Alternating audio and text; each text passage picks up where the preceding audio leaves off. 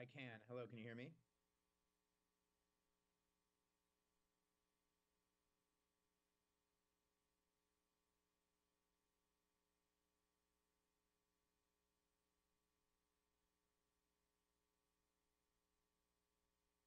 Noted. Thank you. Can you rename my thing? I don't think I can. Can you just change it to council member? Thank you.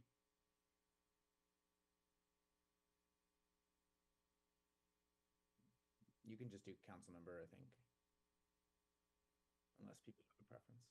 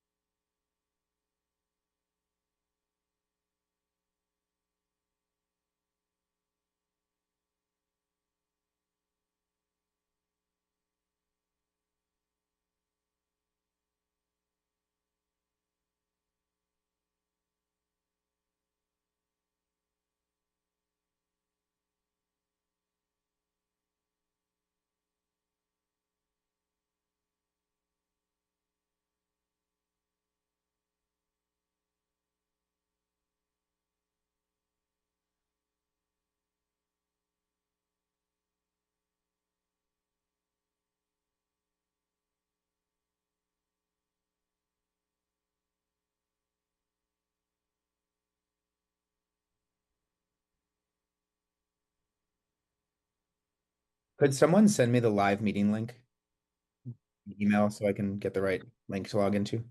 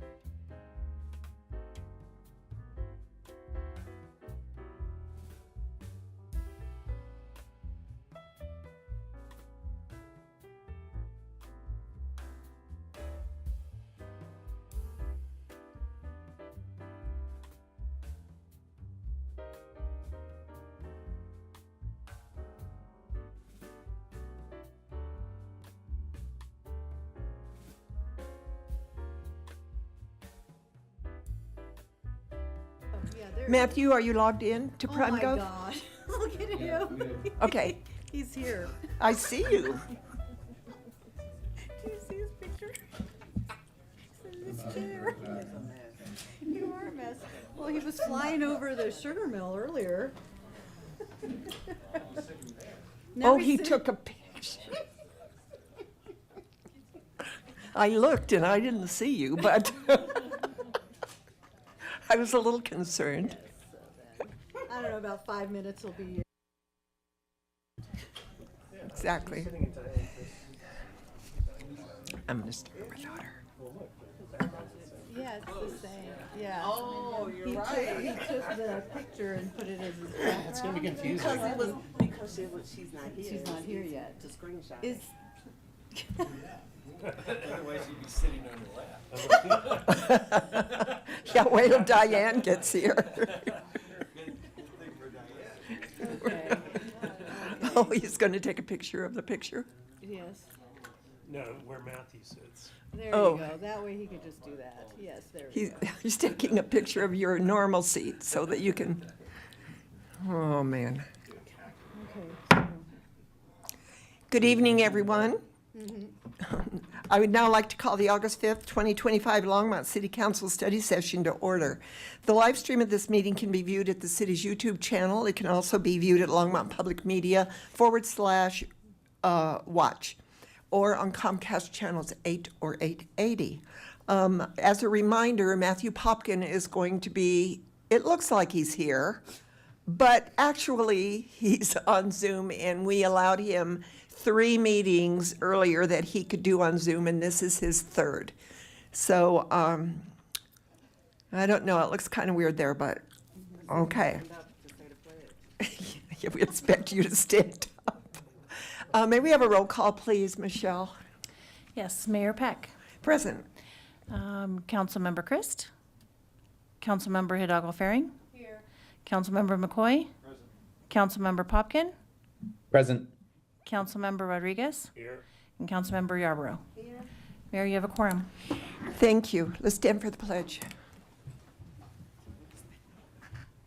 Pledge allegiance to the flag of the United States of America and to the republic for which it stands, one nation under God, indivisible, with liberty and justice for all.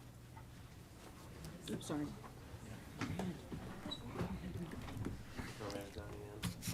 Anyone wishing to speak at first call public invited to be heard will need to add his or her name to the list outside the council chamber. Only those on the list will be invited to speak at the first public invited to be heard. And we have 3 minutes, and I would like you to put your, say your name, and you have 3 minutes.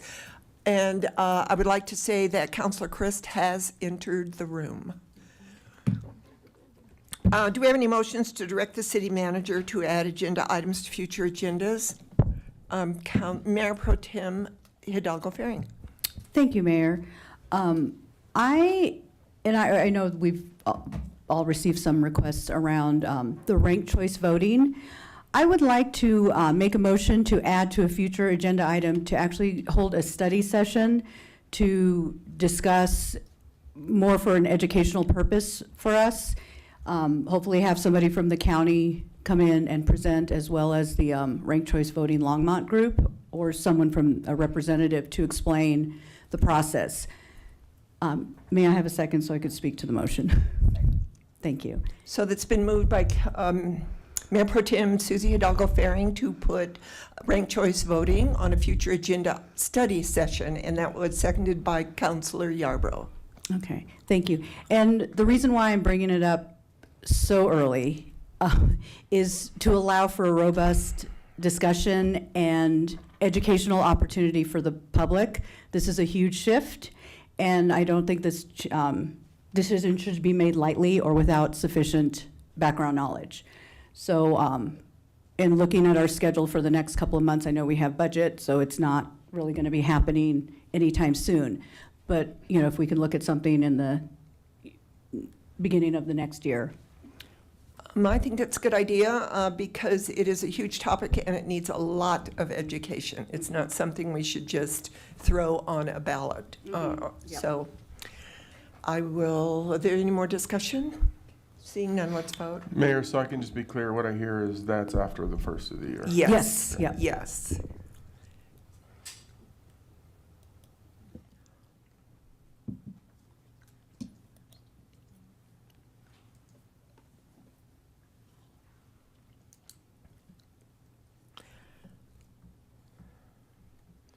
And that passes 5-2 with Councilor Christ and Councilor McCoy in opposition. I have a couple of motions I want to make, but I want to explain them before because it's going to be about getting some money out of our contingency fund, and I would like council to decide how much, or even if they want to give, with a very short sentence. The first one, there are two entities. It's the TLC Learning Center is one of them, and El Comité is the next. Matt Aldred from TLC has emailed all of us about what his needs are. And just as an explanation, CCAP is a program for children, babies, basically from about 3 months to 18 or 2 years, 18 months to 2 years, that uses a program called CCAP, which gives vouchers to families for daycare so that they can afford to put their children in daycare. And I've had about 3 conversations with Matt about this. Usually the county is the one that funds CCAP, and they put a hold on that for 2025. And daycare centers have really been suffering. There's about 700 babies, according to Matt, that have not been able to put their children into daycare because they just can't afford it, and those vouchers are not available. That is a problem for our city as well, because if it is a 2-family household, 2 earners in a household, and maternity leave is older and they cannot find daycare or pay for it, then we lose an income and people start falling below the line, excuse me, the place where they can't afford to even make rent. So what Matt is asking for is $75,000 through the end of the year. And this is what I want council to decide. First of all, in a very short statement, we'll go around and say, do you think we should fund it, and what amount? The reason I'm bringing this up also is that I want to make one decision and make a motion on that one and then go to the next one. We have $116,485 in our contingency fund, and $75,000 is going to bring it pretty low. So, anybody have any ideas on what you think they should get so I can make a motion? I don't want to make a motion without a dollar amount in it. So, Councilor Christ. I would like to see what that $75,000 is going to be used for in terms of their budget. It wasn't clear to me how that was all going to be spent, and It's going directly on it's a direct subsidy. childcare think. for babies. According to TLC, he did not have any babies at all that were able to get childcare. He has a huge waiting list. He has a waiting list for For- babies looking for childcare. Well, their parents, Yeah, yes. but no funds to, No, he's out of funds. okay. So he's asking if we can help out to the end of the year. It's one-time funding. So is there any other, Councilor Rodriguez? Thank you, Mayor Peck. So I don't want to set an unreasonable precedent with this, and I'm pretty confident that our council contingency, if we didn't have the rollover, we wouldn't have $116,000. No. And so what generally is on average our rollover or not our rollover, but our allocation in the budget. I see Teresa. Teresa, is it 60,000? It's Okay, 60,000. thank you. So Okay. that would exceed our general yearly allocation, which I think is problematic if we're going to be setting a precedent.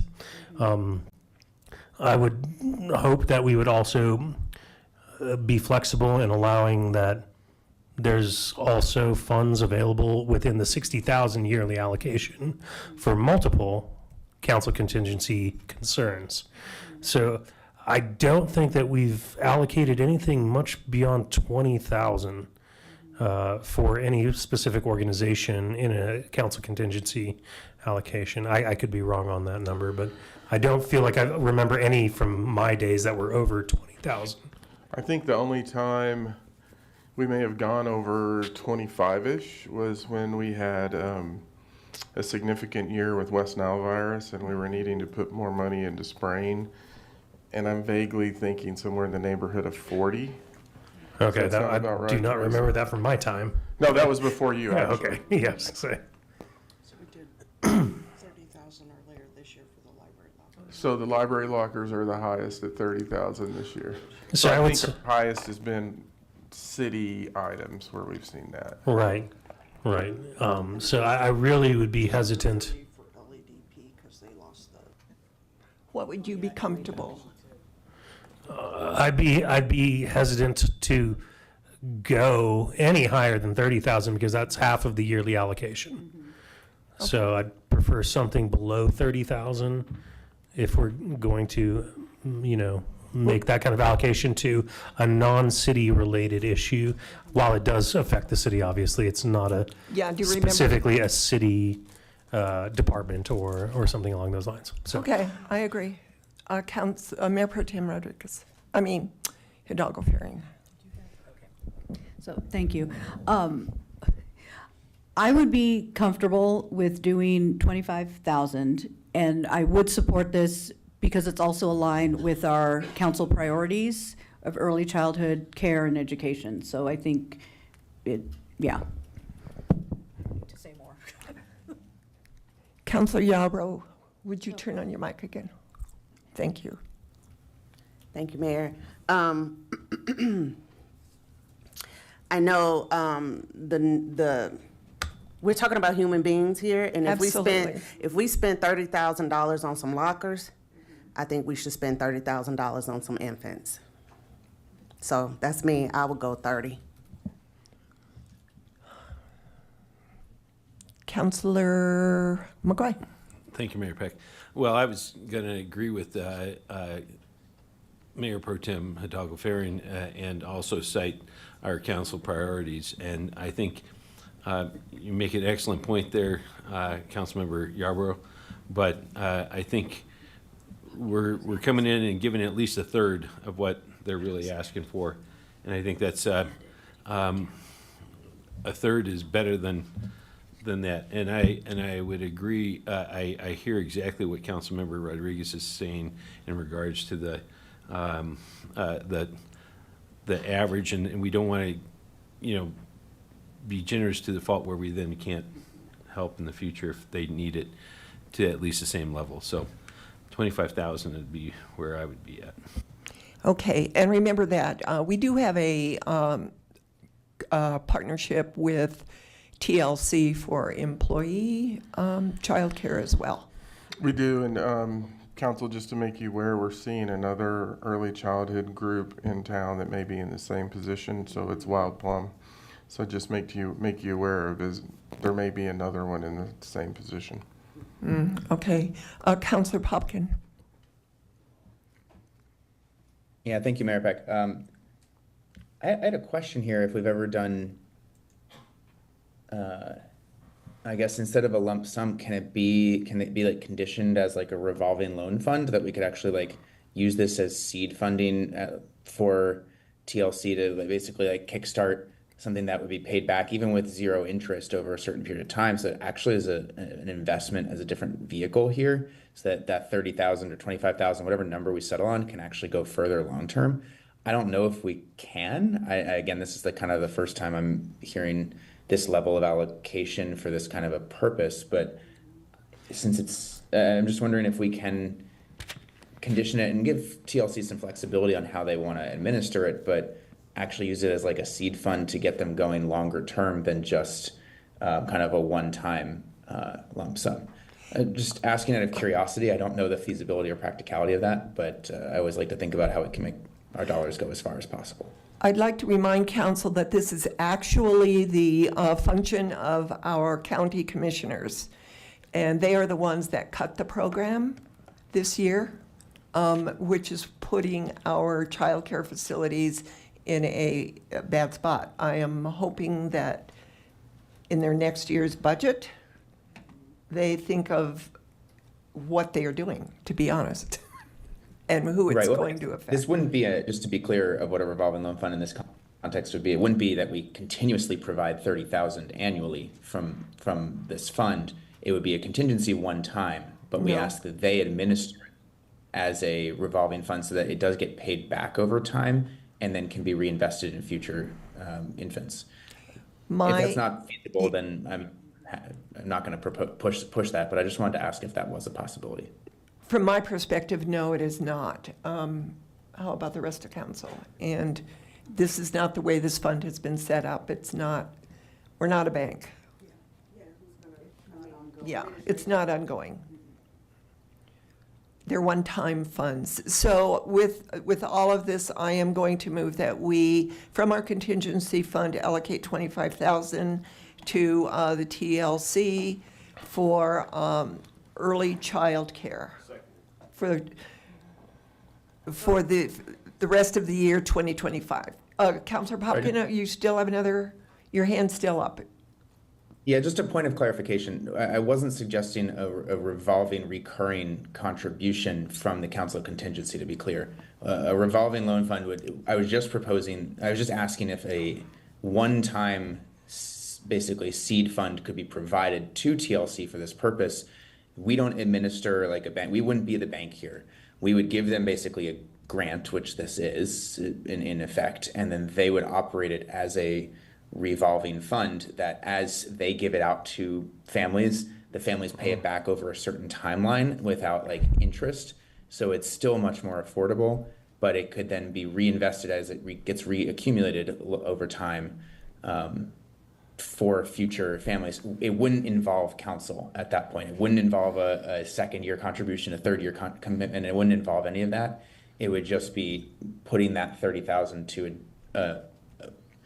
a long-term but revolving use. That's what I was inquiring about, just as from a clarification. You're talking about how it should be administered, correctly? And Yeah. that is up to the TLC as a business nonprofit. It is not up to council. Okay, I was just asking if we could condition it upon something like that. Anyway, thank you. So do I have a second? Okay, so Councilor McCoy seconded to approve 25,000 for TLC for early childhood education. Let's vote.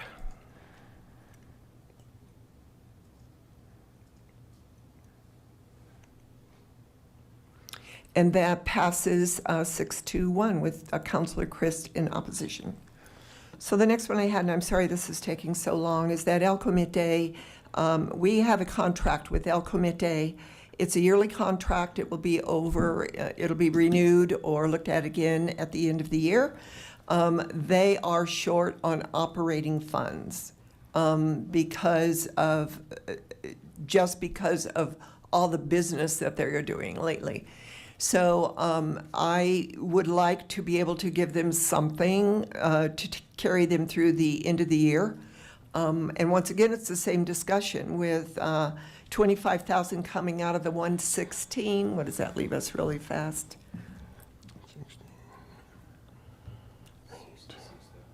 66,000.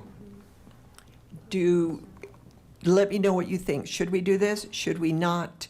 And if More so, than how much? 66.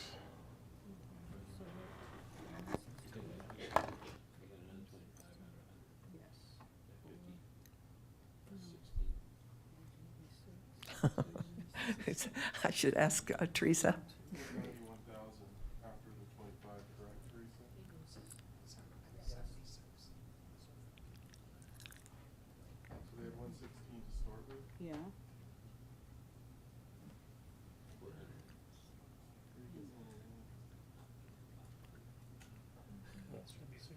It should be 66, yeah, 15, because you said 25, right? Because the agenda is 116.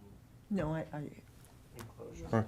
So Teresa's verifying whether the 116, because you've had some other contributions, she's showing 101,000. So 91, 81, 80,000 would be left.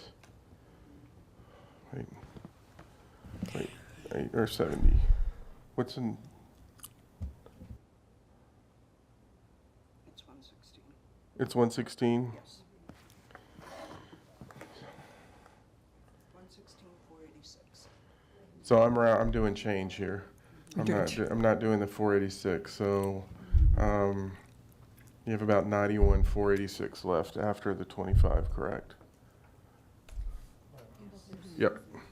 okay. So once again, do you think we should do this, and if so, how much? What was the ask? There was no specific ask. No. Yeah, it would have been.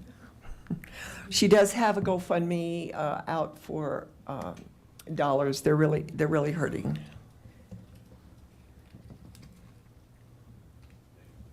Oh, Counselor McCoy? Well, again, I think, having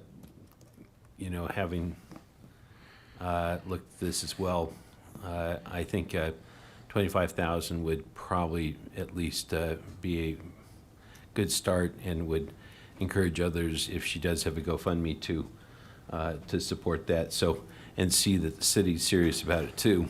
That would bring our contingency fund, to about 66,000, with about a little less than half a year to go. So, keeping that in mind. But I think the need is there at 25,000. Mayor Pro Tem Hidalgo Ferry? Thank you, Mayor. So so I work at a Title I school. This group has a constant presence with our families, with our children, and not just in our building, but in several buildings throughout Longmont. And they've been a vital network and a source of resource for residents.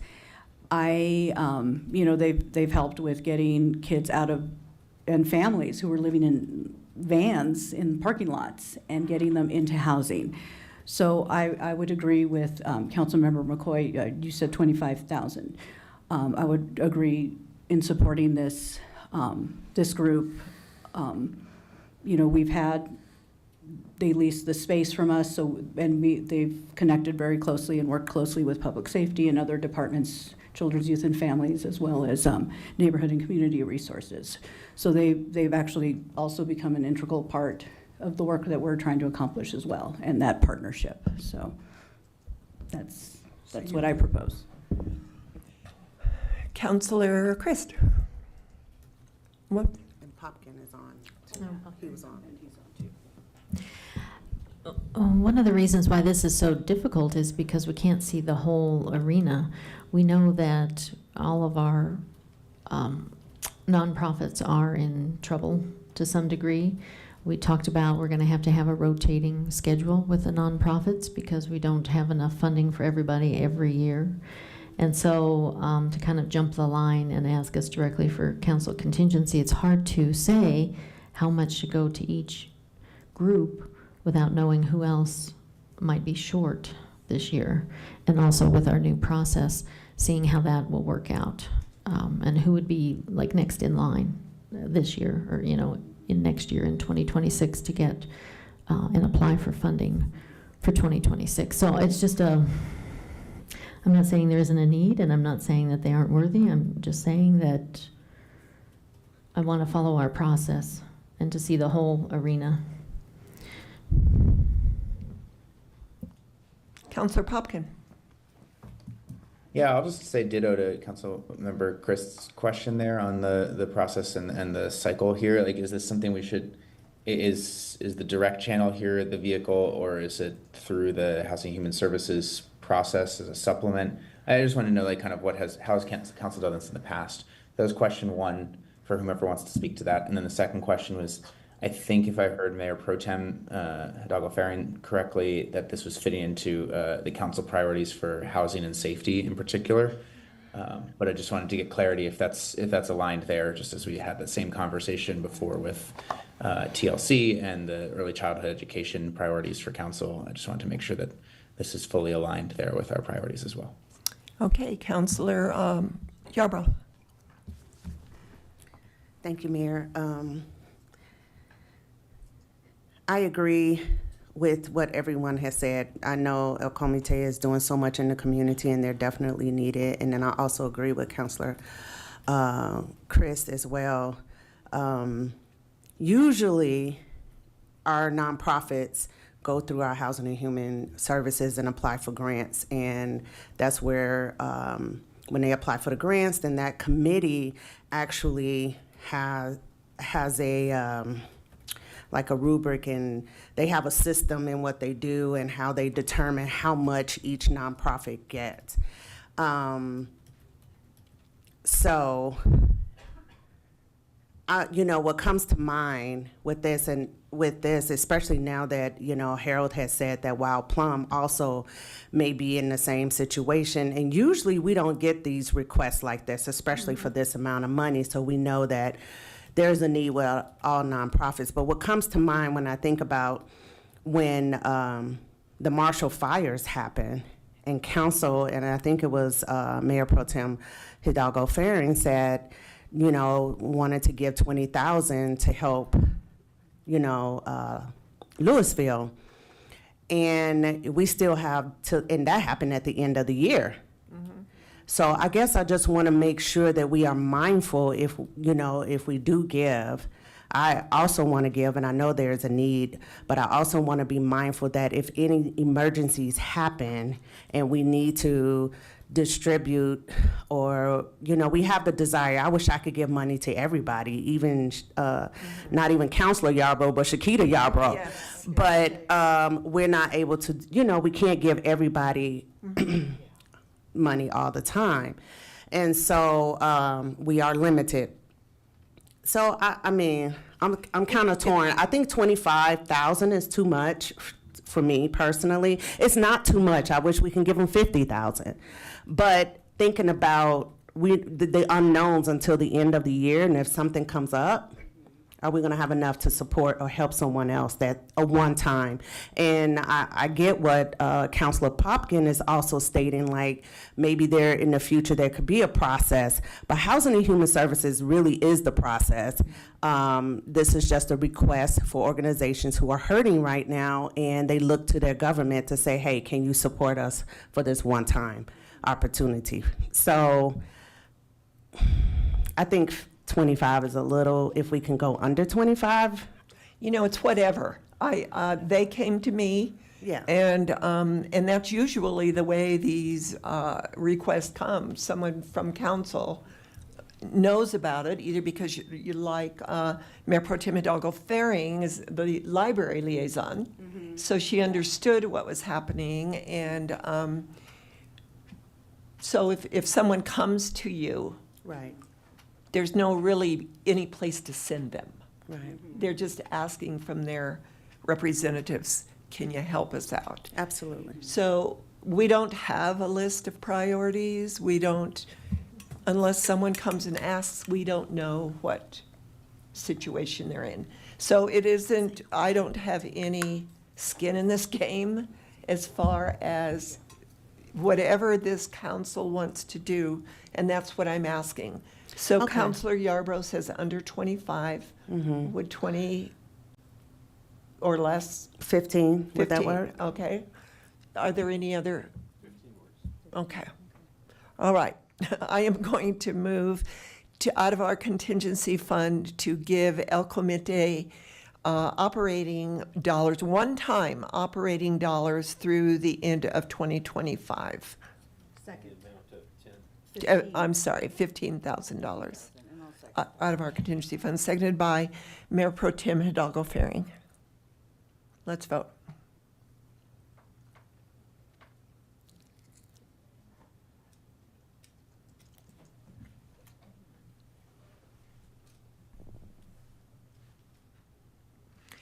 And that passes 6-1 with Councilor Christ in opposing. Thank you very, very much for giving this time. We are now at public. Mayor, can I jump in and give you all some talking points in Please case somebody do. asks? Yes. Because we often hear, well, our budget is, you know, so big, what can we do? So obviously, the enterprise funds have very specific limitations on what those funds can be used for. So outside of council contingency, it really is a general fund that's available for that. I've mentioned to you all, next year is a tight budget year. Right. It's looking tight this year. And so where we're currently sitting as of May, I'm eagerly awaiting this month's sales and use tax numbers. Last month, we were 2.2% above on sales tax. You all saw this, 19% behind on use tax. Use tax is really the headwind for, frankly, every city right now. So we're 0.9% behind where we were last year. So there's, Teresa helped me, 2.8% overall. I mean, the margins aren't that bad, but the margins can get away from us if we're not watching it closely. So you all know we're watching revenue and expenditures pretty close. I've talked to folks about, depending on what this number looks like, we may start making some expenditure adjustments. So if people ask you, well, what's in the general fund budget as a whole for this? Like many cities, we're incredibly tight. Fortunately, at this point, we haven't had to make some of the drastic decisions that other cities have had to make. And you've seen Boulder, they've eliminated the part-time temp positions. They're, I think, talking about furloughs. Sandy sent me something that I think on August 18th, Denver is eliminating positions and doing a reduction in force. So when we say this, there's broader issues that we're dealing with as communities across Colorado.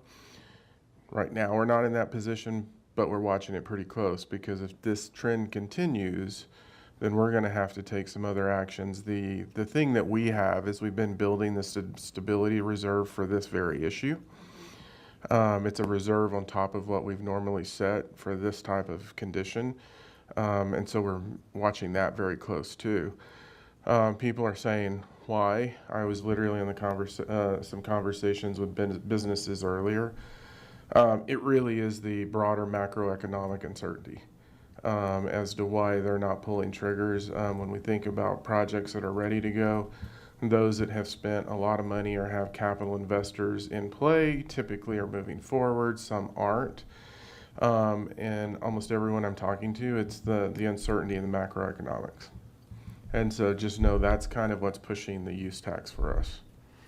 And I, just on top of that, I have to say that because of the way our CFO at the time did our reserves, is why we came through the pandemic so well, when other cities did not. So I thank you for that. Councilor Popkin, I see your hand is still up. Yeah, I was waiting for, I had two items to direct the city manager, and I. Oh, before we go okay. down. Yep. Councilor Pumpkin, go for it. Yeah, these should be relatively quickly. I had one clarifying question for Harold first.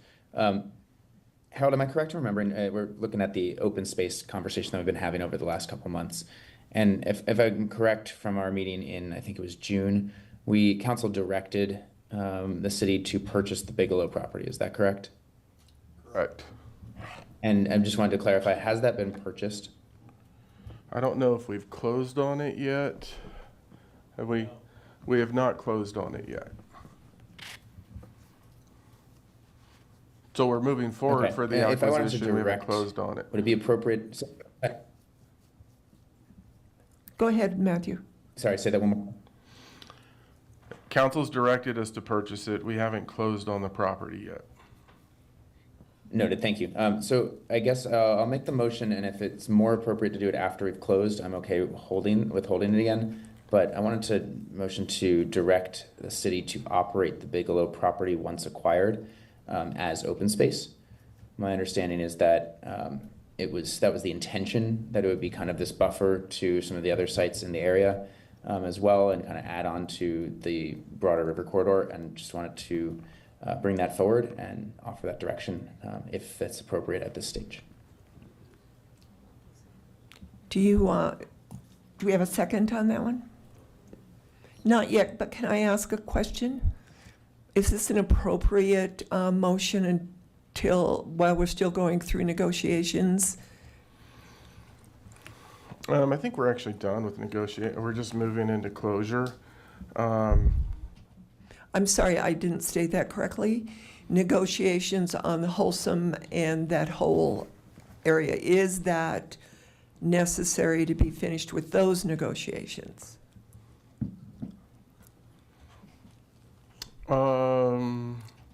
Probably actually because of the funds. Well, I'm thinking through this on the fly. I think council could direct us, if council chose to do this. One of the slides that I presented to you all when we went over this in the public session was that council can direct the use of the land. And so I think that was something that we said is a question for council. You could direct us to do it based on that question, and if there's a change, we would have to bring it back to you based on negotiations and what that looks like, or we may have to do some accounting adjustments. Okay. I'll second that then, and knowing that the motion may not go through, but we can bring it back for discussion. Does that make?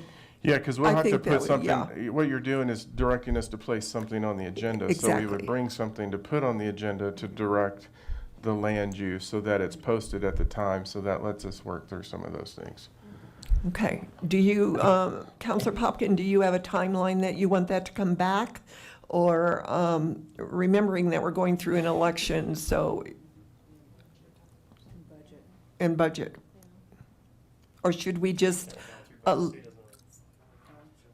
sorry, what? He's never gone through budget, he doesn't know what that's like. Yeah, budget's going to be interesting. So do you just want it to leave it up to staff to throw it on an agenda that is appropriate for them? Because budget's going to take quite a Yeah, bit of time. I'm okay with that. Okay, Yeah, I guess I'm okay with that. I don't, meet. okay, all right. So Counselor Popkin made a motion to direct staff to operate Bigelow as open space once it's acquired, and I seconded that motion. Let's vote.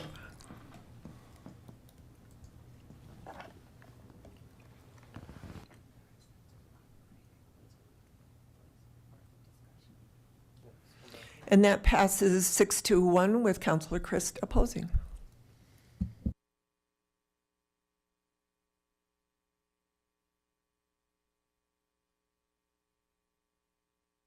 Counselor Popkin, did you have another one? I did. Okay. One more here. So the other, still related to the open space topic, we heard a lot at the public forum and over multiple public comment periods about kind of what's the net benefit and how that's defined in this open space disposition process.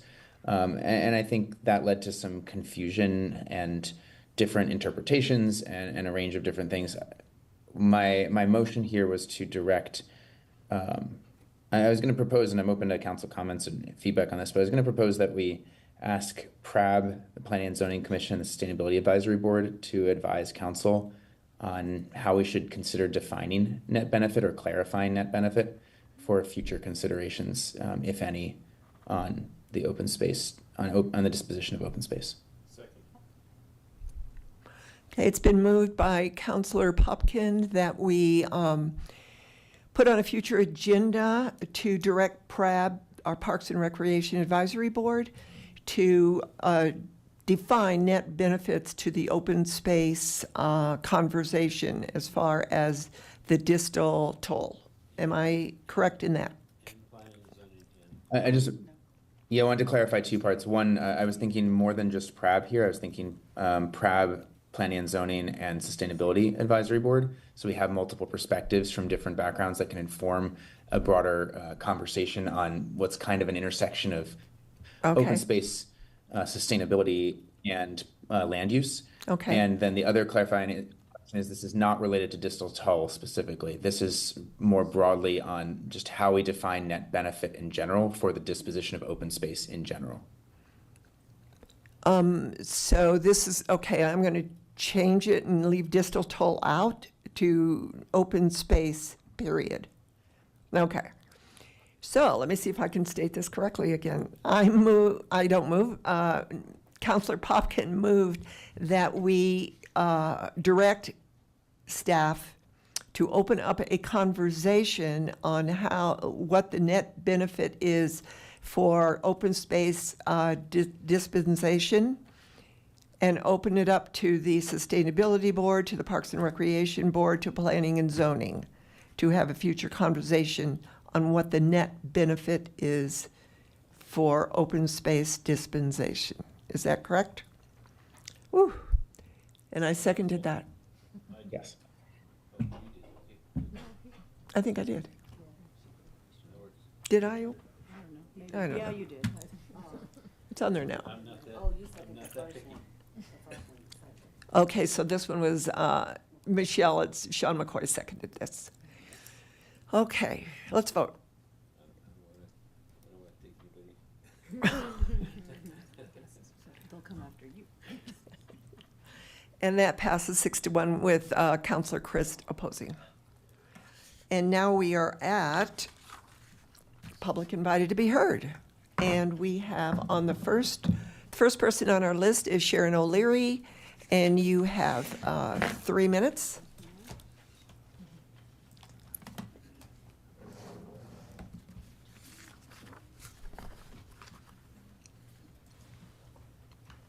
Turn on the mic. I think it is the low. There you go. On? Yeah, got it. Good evening, Mayor Peck and council members.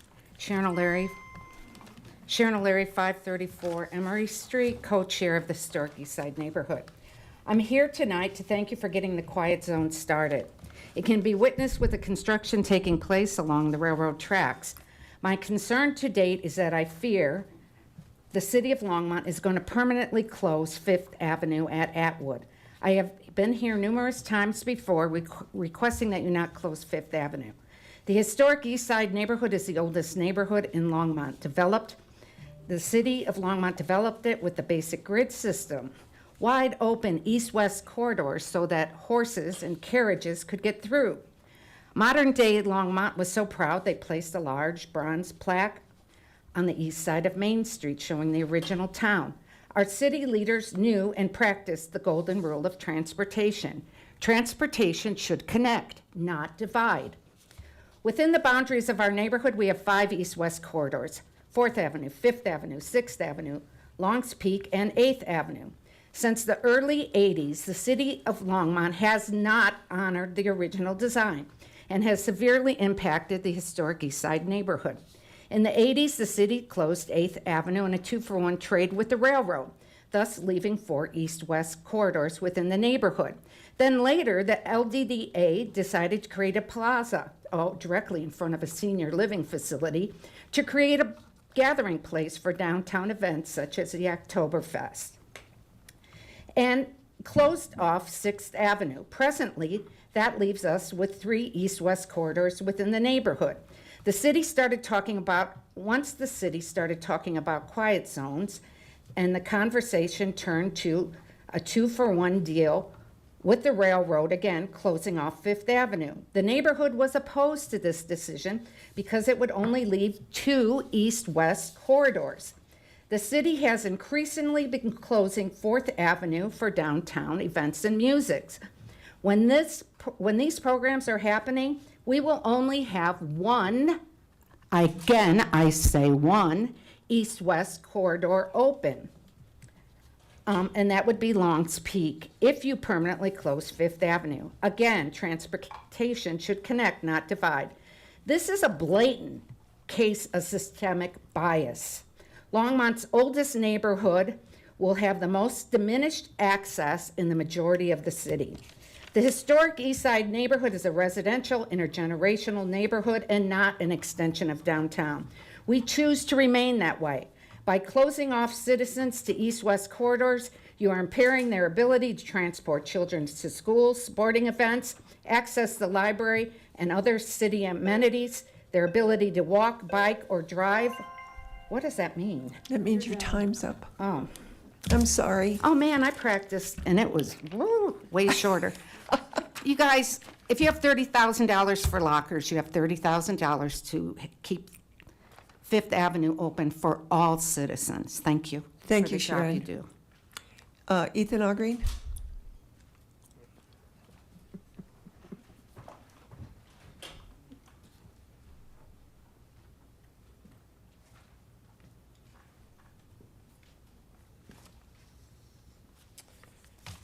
It's now week 3, and nothing has been done to save Ozzy Osbourne, perched atop a utility pole on city open space. Does anybody care about protecting wildlife? I'm urging the city of Longmont to consult Colorado Parks and Wildlife immediately. This nest poses a real fire, electrocution, and wildlife mortality risk. It endangers not only bird survival, but also public safety. And yet, despite staff acknowledgement of the danger, the city has thus far taken no constructive action.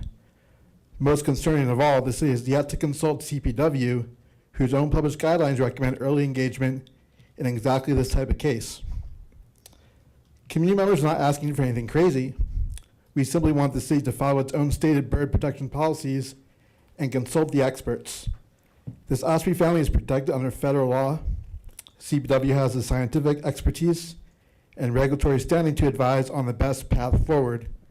But so far, Longmont is dragging its feet, and that's unacceptable. CPW plays a leadership role in raptor protection across Colorado. Its biologists are trained to assess site-specific situations and develop practical, science-based solutions that balance wildlife needs with modern constraints.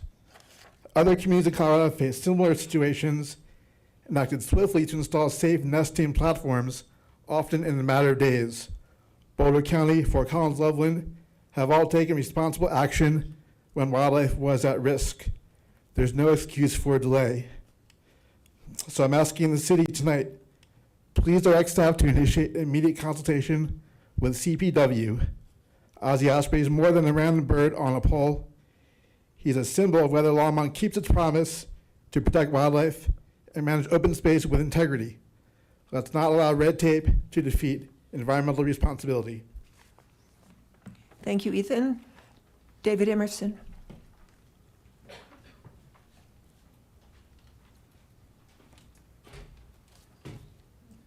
Good evening, Mayor and Council. David Emerson, 1152 Twin Peaks Circle in Longmont, and Executive Director for Habitat for Humanity. So Habitat has long enjoyed the city's support. We have an incredible working relationship with staff, and I'm going to rely on that tonight when I ask you to delay the adjusted maximum sales price for 2025 and allow time for us to absorb the information and also continue to work with staff to understand the assumptions. I think Molly and Christy have done a great job with the packet. There's a lot of information in there to absorb and think about. One of the items that you may have read is Habitat is really the only developer providing affordable for sale product, and of course that's extremely tricky. So what I just wanted to make sure you're aware of is to give an idea of what adopting that 2025 maximum sales price would mean to us as calculated is a 3-bedroom at 60% would go from $262,000 to $203,000, at a 4-bedroom from $284,000 to $224,000, which would be nearly impossible to absorb. At Sugar Mill, we're finishing up there. We have closed on or 2 of the last 6, and we have families for all of those homes. And so really, I think what I'm asking for is time to understand areas we have concerns on. And I know there's a lot of different considerations. I'm looking at it from one point, which is affordability. For example, attached and detached, when I look at affordability, it doesn't really matter much to our, what we're doing, but there's what was a $39,000 approximate gap between attached and detached is now almost $80,000. And also like to understand, is attached condos, townhomes? I know there's an effort, very understandably, to simplify things, but the difference in underwriting a condo versus a townhome is obviously, we've done both, and there are considerations there for affordability. So not easy stuff, really.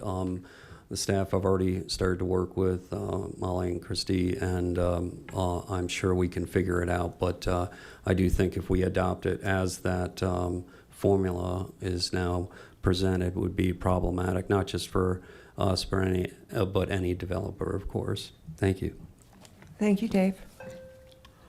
Gary Hodges.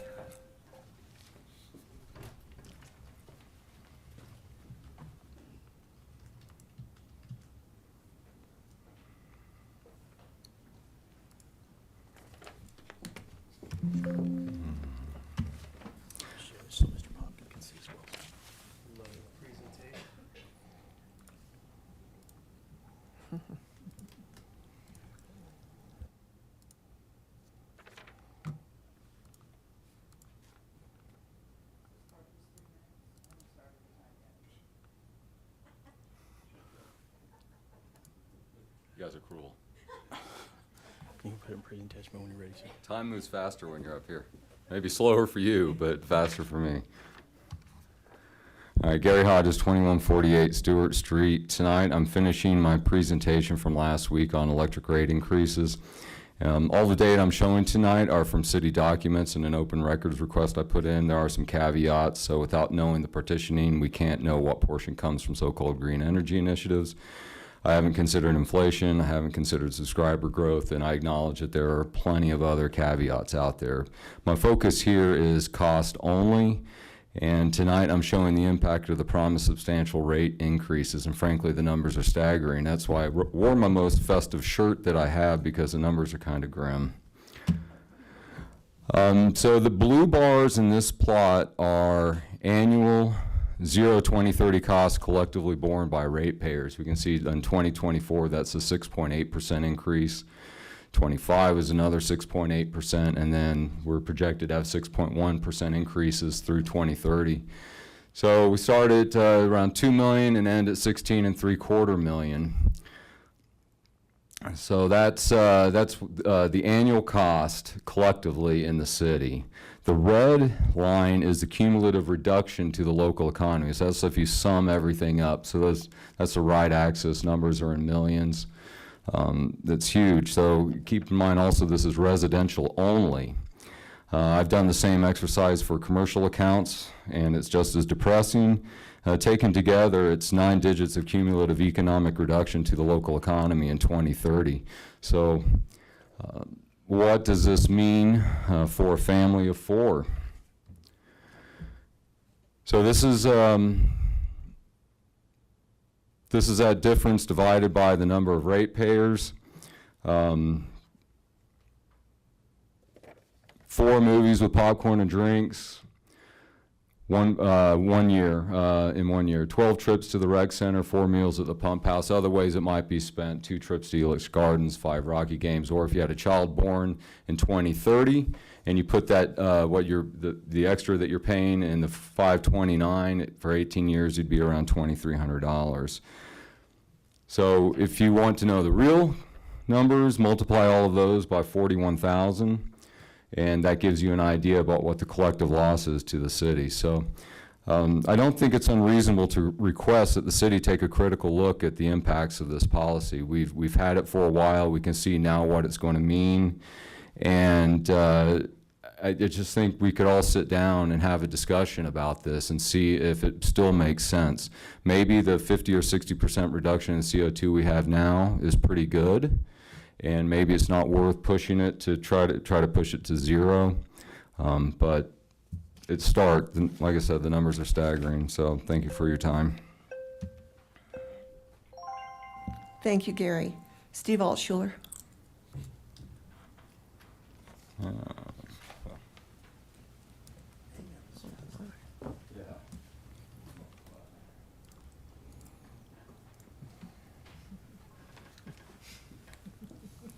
Good evening. Steve Altshuler, 1555 Taylor Drive.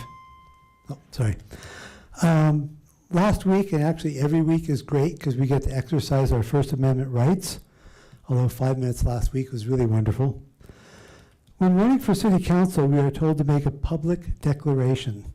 Yet when I did that last week, I was accused of grandstanding.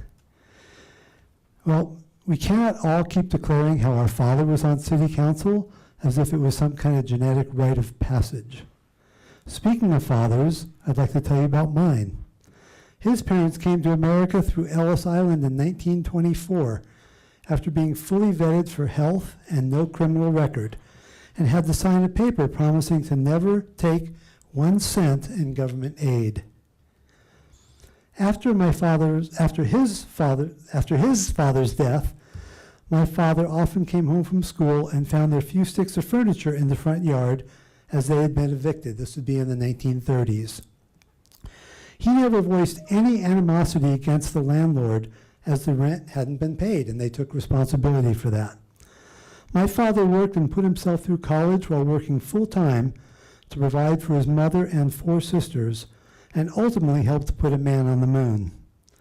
Not one of his 3 kids, 7 grandchildren, or 20 great-grandchildren has ever taken 1 cent in government aid. And now I want to move over to Councilman Popkin from last week, talking about homelessness. Mayor Peck, if God reached down and gave you $5 billion and said he wanted you to end homelessness in Longmont and build as many homes as were necessary, that would still never get rid of homelessness in Longmont. Human nature being what it is, you'd have another 10,000 people that would just quit working because they also wanted a free home. Or you'd have people move here from Boulder, you'd have people move here from Connecticut because they all want a free home also. There are things we can do to help reduce homelessness. There is nothing we can do to ever get rid of homelessness altogether. It's human nature. A lot of people will do the bare minimum to get by. What city council here and all across the nation needs to do is look at ways to help people help themselves. The old adage is, you can give someone a fish and they'll eat for a day. If you teach them to fish, they'll eat for a lifetime. There's a lot of mental problems out there, PTSD, people that need all the help we can give them. There's also a lot of people that are looking to do as little as possible. For 3 years, my wife and daughter and I went down to Boulder and fed homeless people, and it was the same people year after year bragging about how they don't work. Thank you. Thank you, Steve. John Coe.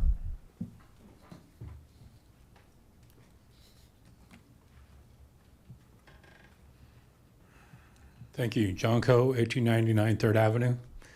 In 1997, the county commissioners went through a long process to vacate the property next to my house. And there's a lot of restrictions on that property. It was since annexed into the city, and a lot of those restrictions seem to have gone away and seem to be being nullified by current actions of the owners in that area. The property, there was going to be 14 houses on that property, and it would have been better than what happened there. The house there is recently sold for $2.89 million, and that area is unregulated. I think there needs to be a one-way restriction on that property and some signage in there to further enforce these restrictions that the county spent 3 years in their vacation process. That process started in 1993 as part of a lawsuit to try and get those 14 houses in there. And I think that the the 1993 VO3 should be brought into the city regulations, and that alleyway should be better regulated. Also, I understand that the mayor is term limited or is not running next year, and I understand that Sarah Levinson has put her hat into the ring, and I think she would be a wonderful mayor. I'd like to endorse her. This is not a political. Okay, I understand. stand. Thank you. You're welcome. Thanks, John. Thank you. Okay, seeing no one else on the list, I'm going to close public invited to be heard, and we are going to move on to our special reports and presentations. I don't think we have any tonight. So we're going to go on to study session items. The first one is the redevelopment incentives for targeted areas.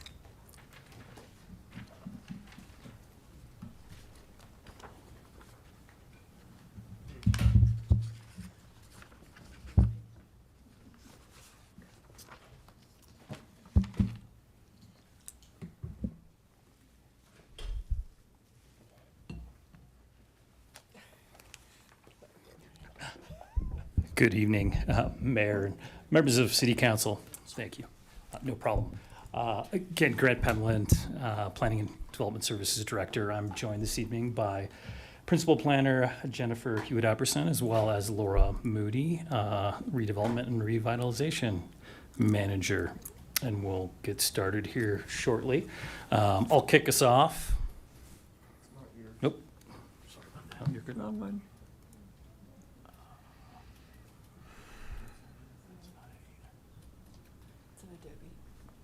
Should be.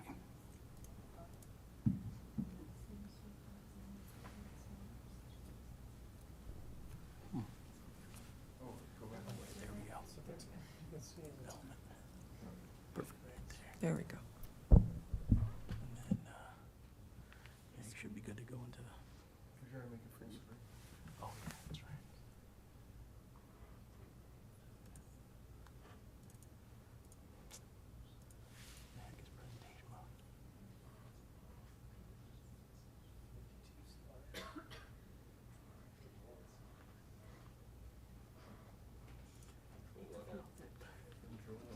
Control L.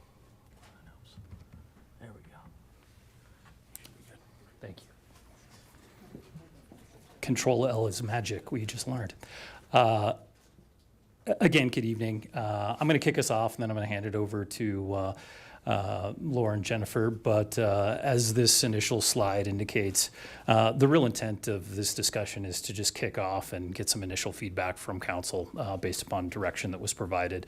The goal is to get that feedback so we can come back at a later date with some specific policy recommendations and or code recommendations. So what we're going to cover this evening generally is what area of focus staff should be working on. So again, that geographic area of focus, I think it's been commonly referred to as urban renewal innovation zones. So we'll look for some input on what that might make sense for council. Then we'll move into building height. Again, we'll kind of go through current standards, which have some parameters that may be worthwhile for consideration. And then, as I mentioned, height options as well as bonuses and compatibility options. And then we'll conclude with other targeted incentives in terms of financial and others. So kicking off with, again, the geographic focus, what you're looking at on this screen is essentially highlighted the sub-area for the sugar factory and steam sub-area plan. Those are shown in kind of the orangish yellow.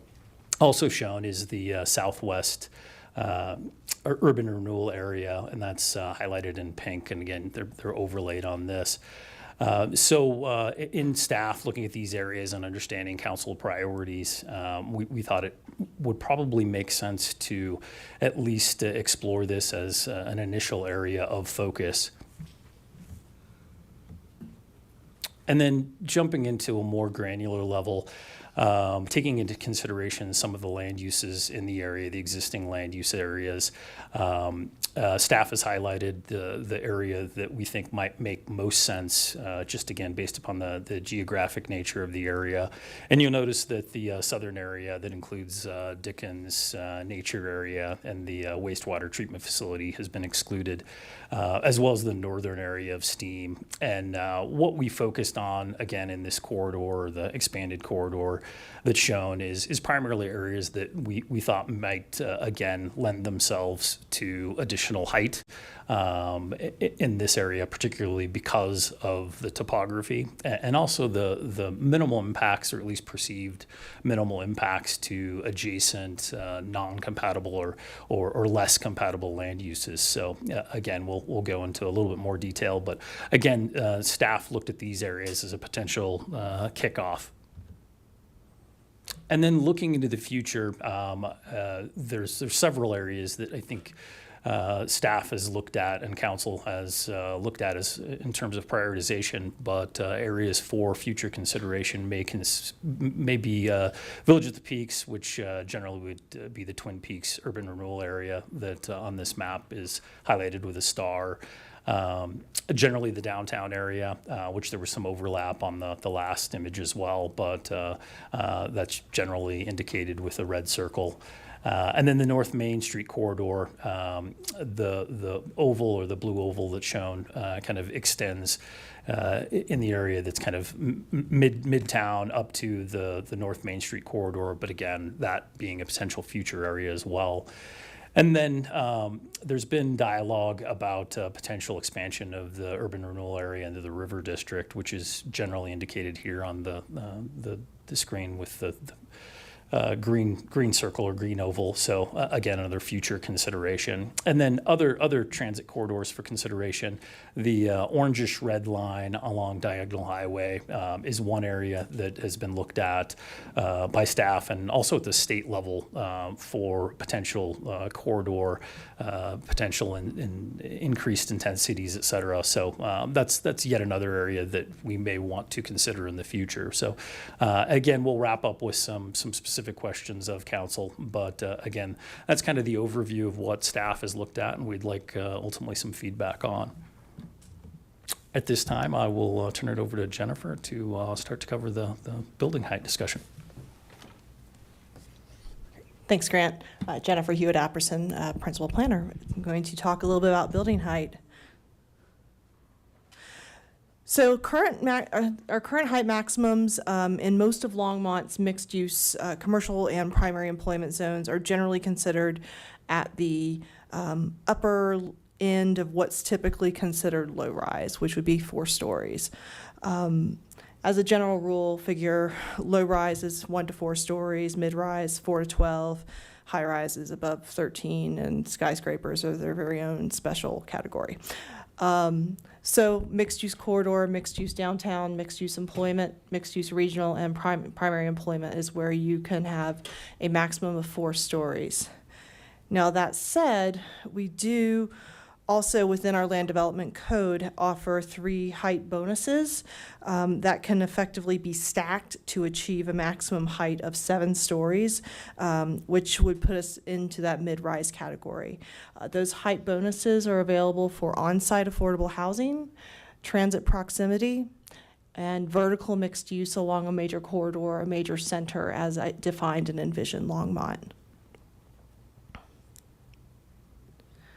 So the Sugar Factory Steam Subarea Plan does include recommendations for further study of building heights, including things such as increasing or eliminating maximum height allowances in the Sugar Factory area, benchmarking these heights so that they are in scale, don't overtake effectively the mill and silo structures, potentially setting minimum heights requirements for commercial and residential buildings, and also identifying areas where ground floor commercial is something that we want to require in a multi-story building. So our discussion this evening is really a step towards these recommendations and moving towards them. So staff has reached out to members of the development community as part of this research for really insights on the economics of mid and high-rise buildings, particularly in Longmont. The feedback that we've received has indicated that Longmont still at this point is an unproven market for high-rise and high-density development, particularly given the rents required to make the construction that's necessary for these types of buildings work.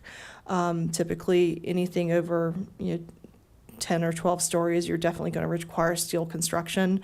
That said, the fact that it's not feasible now doesn't mean that it won't be feasible in the future. So it does make sense to have this discussion now.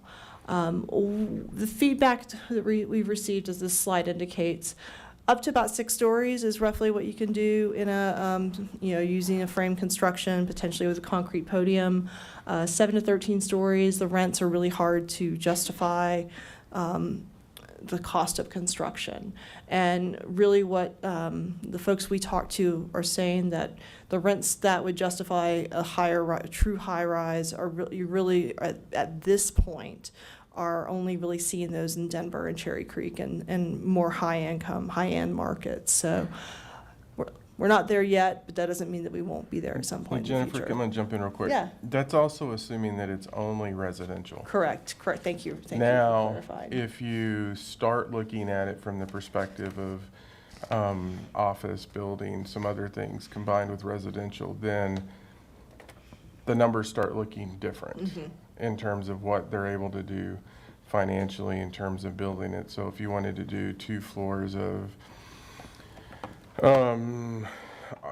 office is a bad term because office is not doing great right now, but if you looked at sort of an employment-based facility or educational facility on the first 2 to 3 floors, and then you started layering housing on it, then the economics start changing in terms of what people are actually able to fund in that project.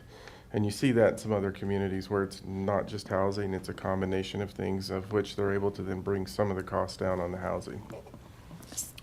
Thank you for clarifying, Harold.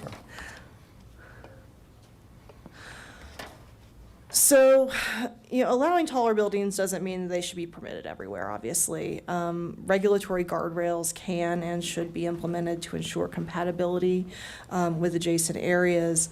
That said, compatible with doesn't mean identical to, and on this slide, we do have some potential tools that could mitigate adverse impacts from different types of development and having different height allowances in closer proximity. Things that we might consider, which some communities do use, is requiring a conditional use, approval as a conditional use over a certain building height or a certain floor plate area. Various locational criteria in terms of transit proximity or roadway classifications or things of that nature. Certain design standards looking at compatibility, building step backs, urban streetscapes. The lower image does show what a setback and step back combination could do so that you don't have that building looming over a smaller building. We do also have some zoning tools that we could look at, either from a purely doing a straight new zoning districts to strictly address areas where height could be adjusted, or doing something along the lines of an overlay zoning district. So those are some of the tools we have in our toolbox where we could have some guardrails for allowing increased building heights. So next up, we have put together some preliminary massing studies to illustrate what different building heights could look like in different portions of the initial target area we identified. These are simply massing studies and height illustrations. They don't incorporate potential development standards or any sort of tools as far as step backs and setbacks of the like. We can bring back more detailed renderings at council direction, though, but this is really just sort of a starting point, and I'm going to fly through these a bit because this is the bulk of that 52-slide presentation. So South Main Street looking... Jennifer, and if this looks familiar to you all, it should, because this is the work that was done a few years ago, pre-pandemic, on the STEAM look in this area. So this is a continuation of that project. Correct. Yeah, we definitely built on that initial effort. So South Main Street, 2 to 6 story, 7 story, what potentially 10 story could look like, going up to 14. Going, looking north on South Main, looking at 2 to 6 stories, 7, 10. And again, realistically, you would not see a giant block like this. There would be relief in the elevations. And again,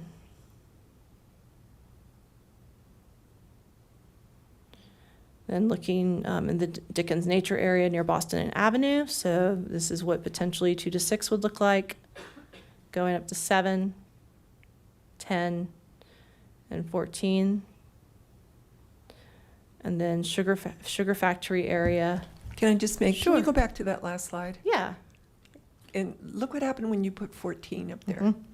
There's no view. The mountains disappear. And that is exactly why we're bringing these visualizations. Yeah. I just want people to notice that. Yeah, this type of visualization exercise is very important to this conversation. So looking at the sugar factory, and in the center of the slide, you can see the silos.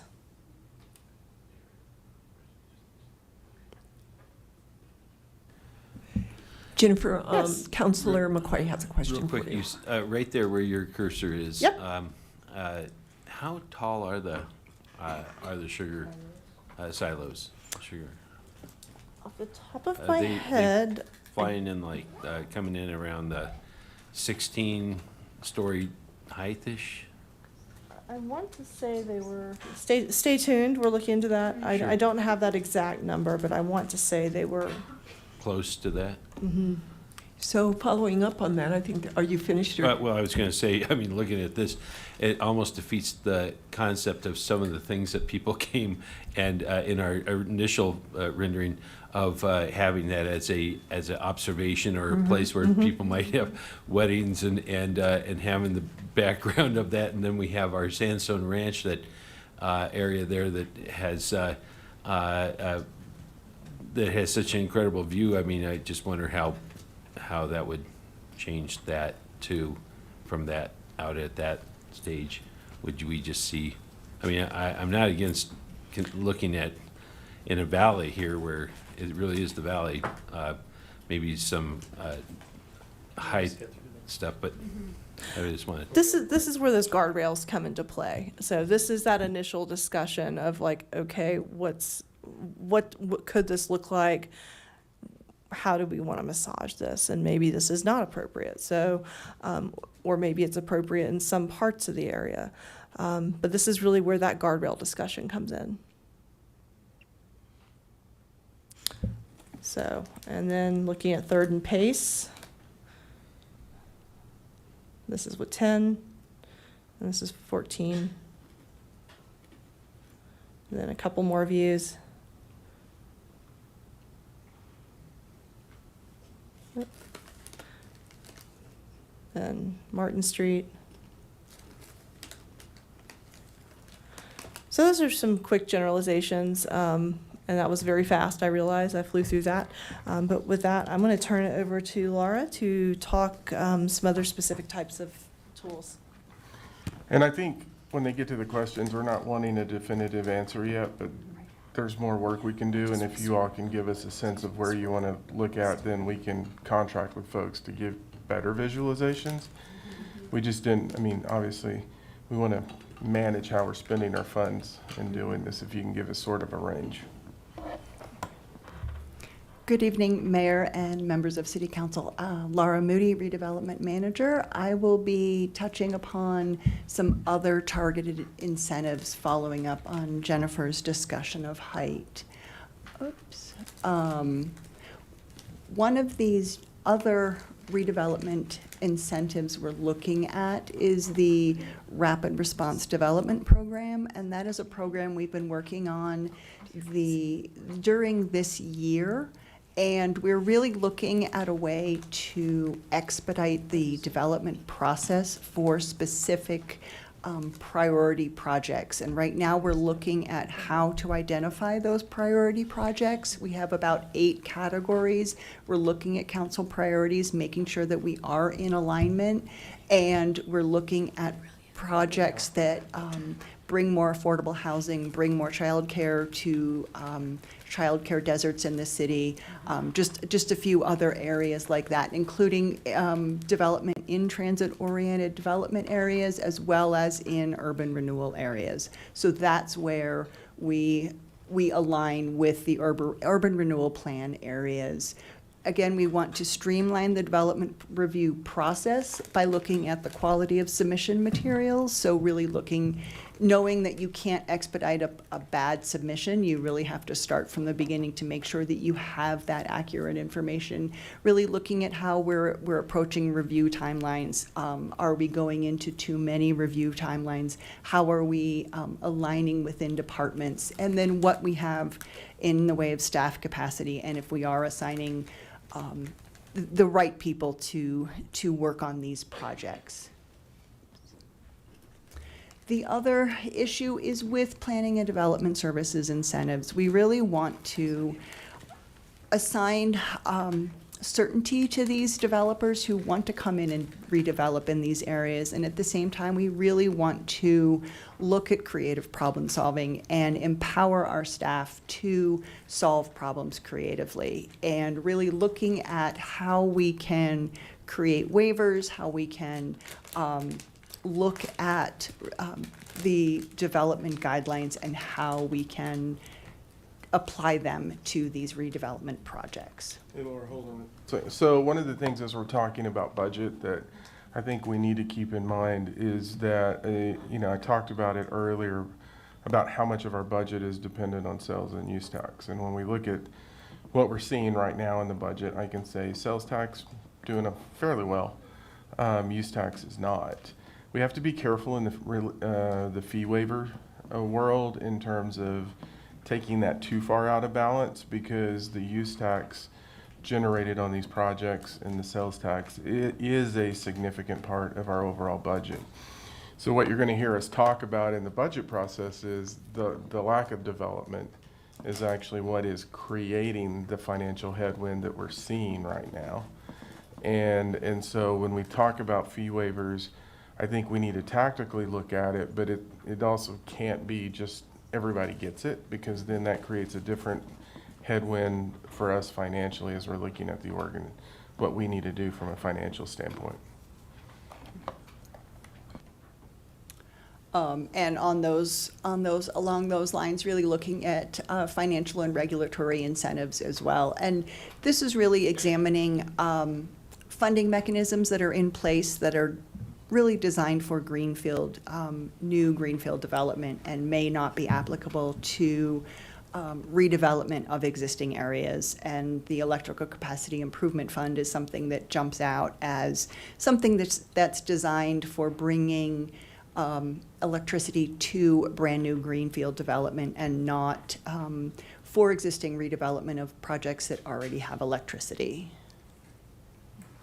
So that brings us to the end, and really looking for council input and guidance.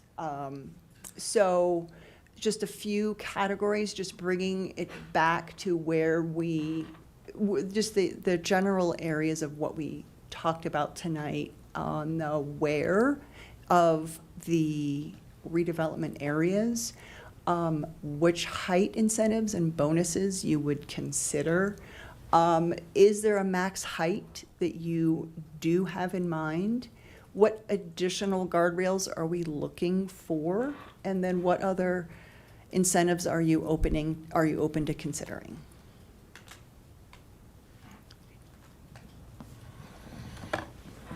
Councilor McCoy. Thank you, Mayor Peck.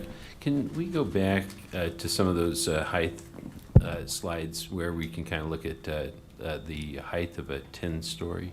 Sure. Is there a particular area you were thinking of? Well, it's right there. That's 10. Mm-hmm. And then go back a couple slides to show that's 14 and now that's 10. Okay, it almost seems, and that's 7 to what? Got something in the way here. 7-story. Yeah. I almost feel,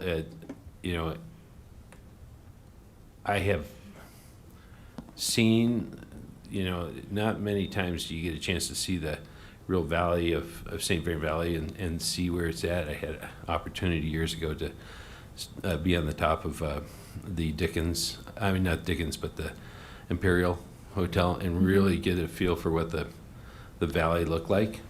And this is an area where higher building heights might be appropriate because of that. But I almost looking at what we're looking at here specifically, probably almost 7 is really hitting the maximum.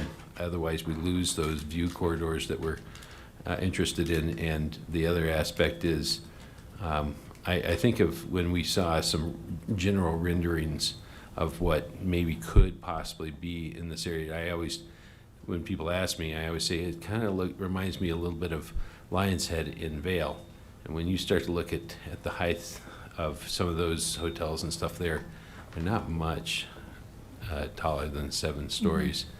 And so as my gut feeling and looking at this, probably 7 is probably the max to make it work. I mean, that's my recommendation looking at the reality of it all here. I don't want to lose. It really takes away any possibility of why you would have a observation deck on those silos or the view corridor from Sandstone Ranch, which is such a big deal in just this area. When you're just talking this area, there's other areas that I would wonder if there would be a benefit, but that's my opinion thus far. We'll hear other people's. Councilor Rodriguez. Thank you, Mayor Peck. Can you go back to the questions page, please? Thank you. Because I don't feel that these renderings are particularly useful from a perspective point of view. It's hard to tell what the perspective is sometimes in those renderings. Sometimes they looked quite elevated, so it actually exacerbate what seems like it would be an inhibitance of the view corridor, which it generally probably wouldn't be if you looked at it from ground level. So I'm not going to put a lot of stock into those renderings per se. I think, though, being mindful of view corridors, where to apply in city, I think, is an important part of the conversation. The initial, I guess it was a hatched line around the sugar factory and the southern portion of Steam. I didn't necessarily personally believe that excluding the northern part of Steam was necessary, but it was done in this case.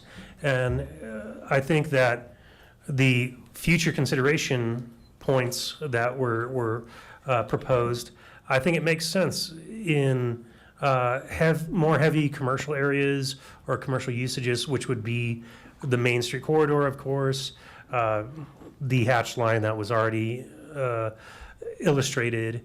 I think that you could maybe make a case to a certain extent by the Village at the Peaks area because of the intensity of commercial usage over there. Although, again, you're getting towards the west side of the city, and that starts to become more problematic as far as view corridors are concerned. I'd be hesitant as far as it really probably be a lot more, I think, pick and choose as far as along the diagonal area of that portion of Ken Proud, I guess, if you will, because obviously we don't have a lot of the diagonal within our city planning zone area. And so I think that's really important as far as where to apply in the city.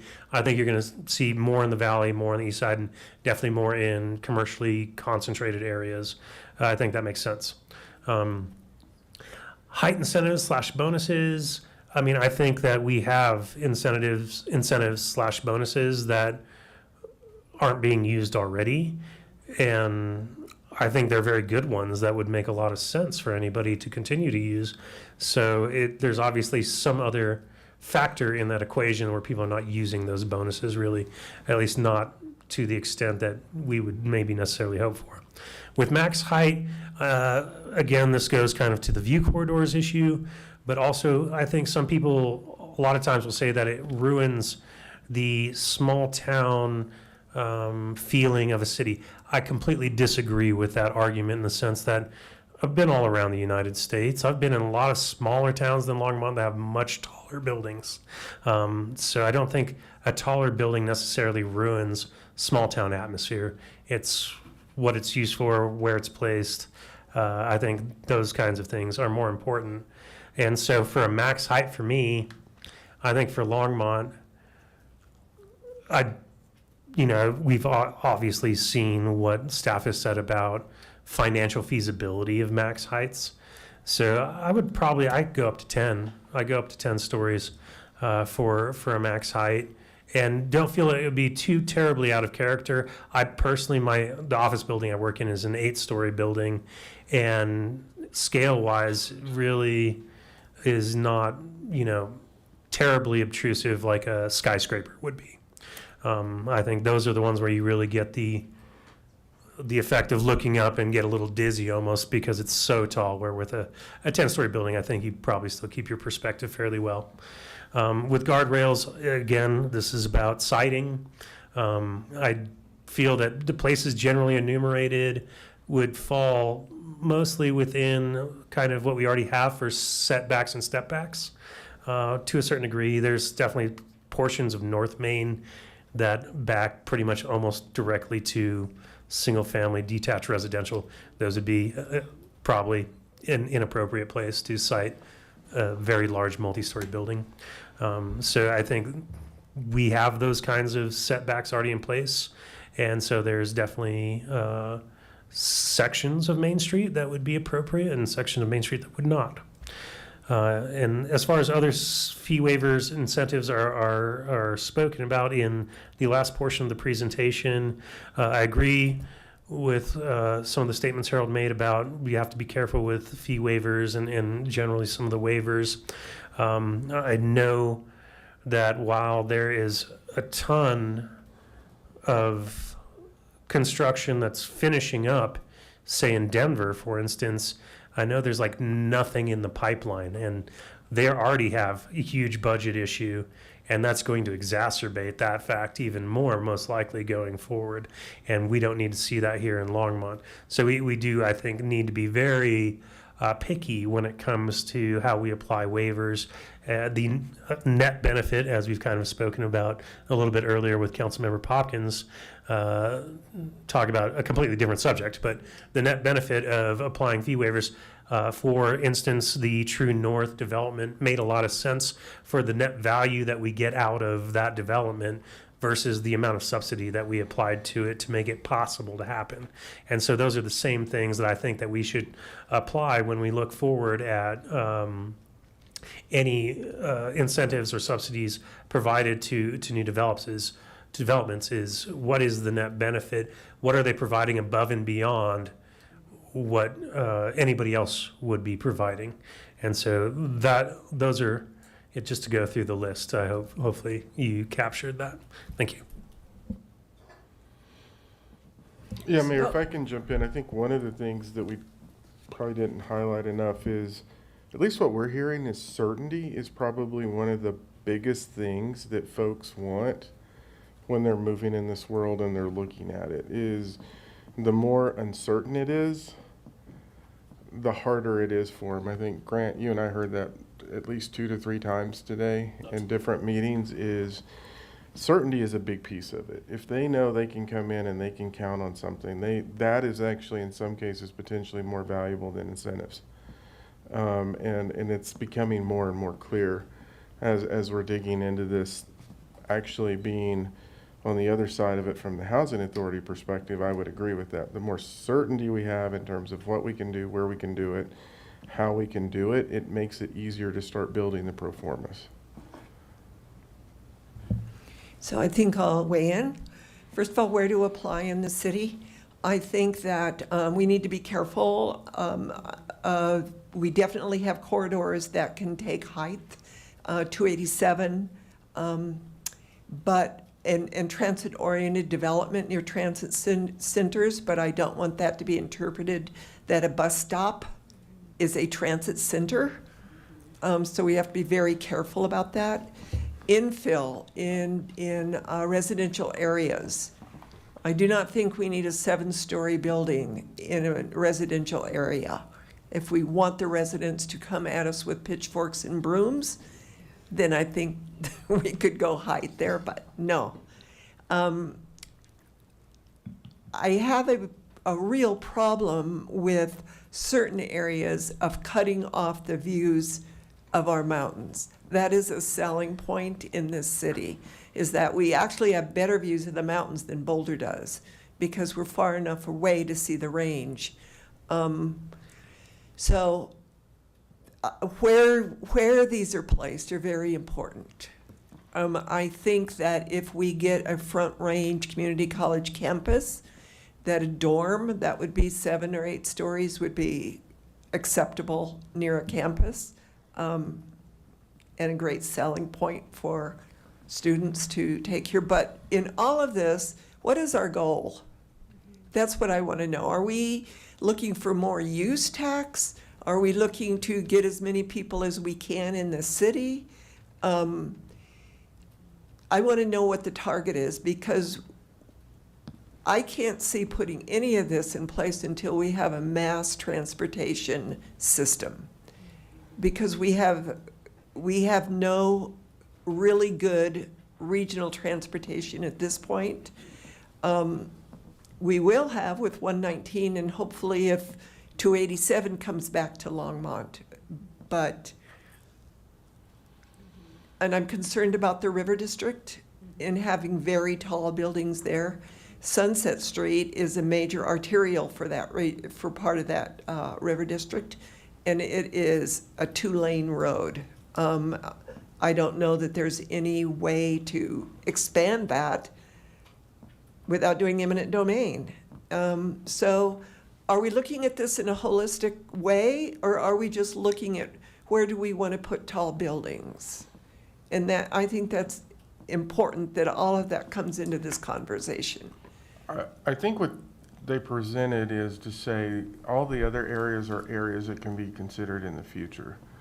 In this case, what we're presenting to you is, if council wanted to do this, we think the best place to start is actually in this area that's identified in the dotted lines, which really is STEAM in that urban center, located adjacent to the transit facility and those types of things, for all of the reasons that you all have touched on. Also because it's not adjacent to neighborhoods. It is in that commercial corridor. So if you were going to start, I think what we're saying is, our suggestion is, if you want to do this, this is the best place to start.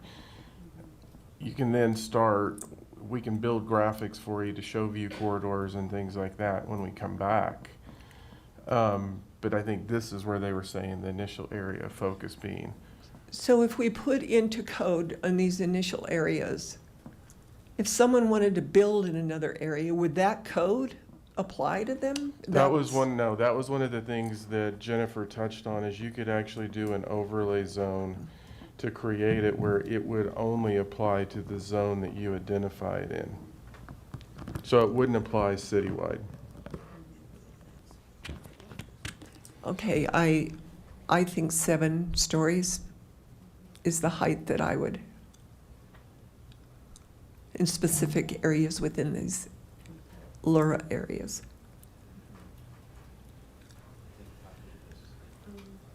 Matthew Popkin? Yeah, thank you, Mayor Peck, and thank you, Jennifer and Grant and Laura, for starting to think about this constructively here. A couple clarifying questions. Jennifer, I think you had put up, or maybe it was Laura, there was a line that if more than 3 new legal lots were being created, maybe this was under the rapid response section. Could we pull that back up again?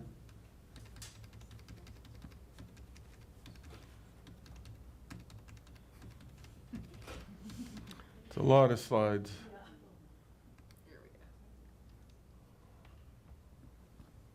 think it's,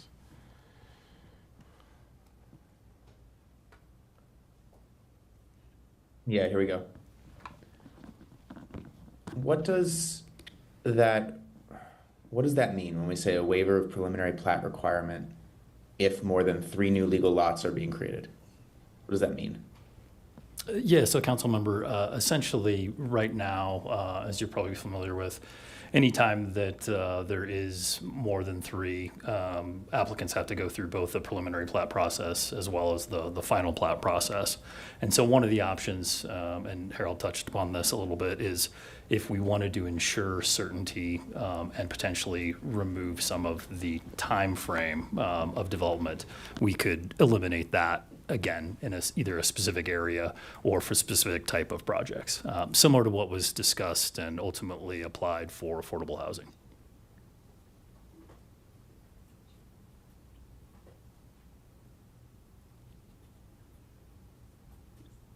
I see. Thank you. So that's a process streamlining there. It doesn't remove a kind of review in the process ultimately, but it just simplifies this number of steps. Correct.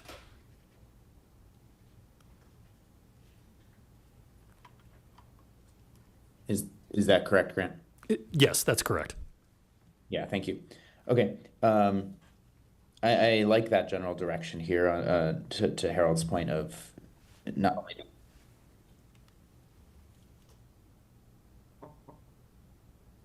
Great. Then the next question I had is building on Councilmember Rodriguez's question before or comment before. Why aren't the current height bonuses working?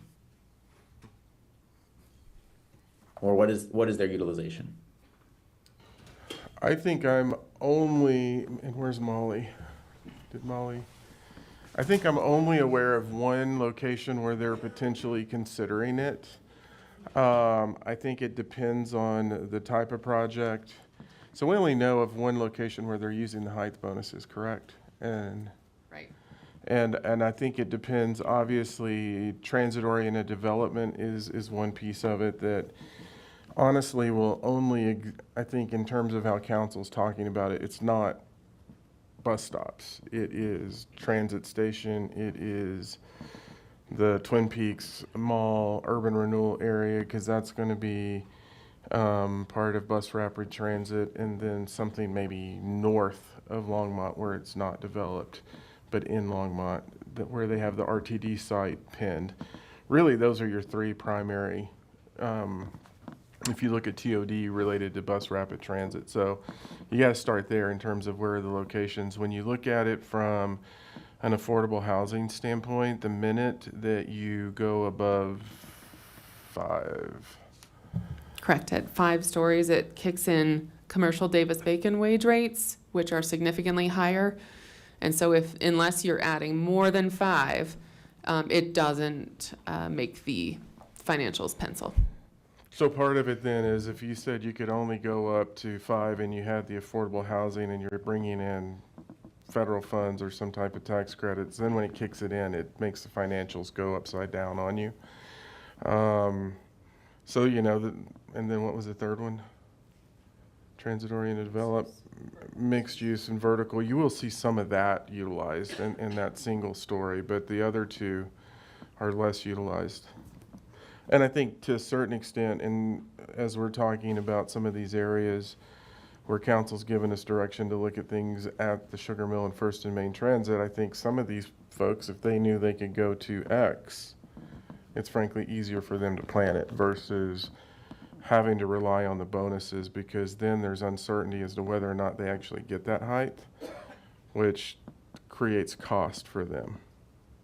If that makes sense. If you're going through the design process and the engineering and you're having to spend hundreds of thousands of dollars, if not million, through the process and then you don't get it, that's where they start adjusting what they're willing to look at.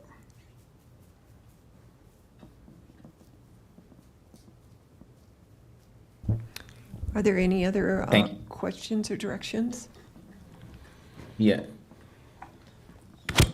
So, Harold, one of the other things just building on Councilmember Rodriguez's point before as well on the massing. I recognize that these are very preliminary kind of diagrams, but it also does kind of show a uniformity in height there at a certain level that I don't think is kind of reflected by what the market would actually do and what I've seen in other communities too, where you might have one building that's 7 stories, one that's 4, one that's 2, different types based on the different types of use to create that space. And so I guess I'd love to see a more varied approach based on what we actually think would make sense, like would be potentially conceived there, as we go and refine whatever the thresholds are that are set. I generally agree with the sentiments expressed by other council members on kind of the heights and view sheds here as well. And perhaps another point, I can share some examples with staff of like real world examples in different areas where you'll see like a 7-story building, a 3-story building, a 2-story building, kind of all coexisting harmoniously. And it's not this uniform kind of step up. I want to ask, when we define mixed use, do we think about that in terms of only vertical mixed use, or do we also think about that in terms of horizontal mixed use? For instance, like a condominium building, and then let's say a 5-story condominium building that doesn't have retail on the ground floor, it's just condos. And then you go over to the next building and that is, a 3-story commercial, an office space, or like with penthouse apartments or something. Then you go over next, like, can we think about mixed use as a horizontal spread as well as vertical and factor that into our incentive or procedural streamlining, or do we only define that vertically? So for clarity, currently in terms of the incentives and the height bonuses that we were talking about, that is based upon vertical, but there's no reason why we couldn't also explore a true horizontal mixture of uses and incentivize that in some way, whether equal or a ratio therein. That's definitely something we could explore. And your question earlier, Mayor, Council, when there was a question of why aren't they using it, that's actually another reason why they're not necessarily getting that extra floor. I think some of you all were in a session that I was in at CML when they were talking about how cities have put in this, you have to put commercial and then you get the floor, but they're not actually doing it because the commercial's not filling up, and so then it becomes a cost drain on the project. And so I do think there is value in looking at it horizontally, because in some cases it is clear in certain areas that financially things don't start penciling. If you required every building that was beside each other to have commercial on the ground floor, that's going to create a different economic pressure. Yeah, I'd love to make sure that we are enabling, like not precluding that from happening. If that would be a preferred way to get multiple uses still in a similar area, but also work with that. My understanding is sometimes you can have different types of utilities that you need to build out if you have a vertical mixed use structure versus if you just had single use verticals that are doing different things based on what you're building out. So we'd just love for us to make sure we're not precluding that or offering flexibility there that still doesn't penalize the spirit of the mixed uses in a certain area.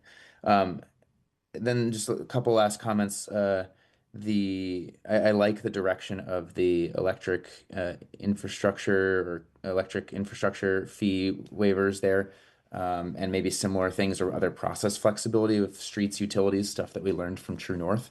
I'm at the reason I'm not in person is I'm at the National Brownfield Conference right now. And part of the goal there is thinking about leveraging existing infrastructure footprints versus expanding the infrastructure footprint overall. And leveraging our existing footprint is exactly what we're talking about here. So I'd love to make sure that we're like finding the right incentives to complement our existing infrastructure rather than expanding what we have to cover.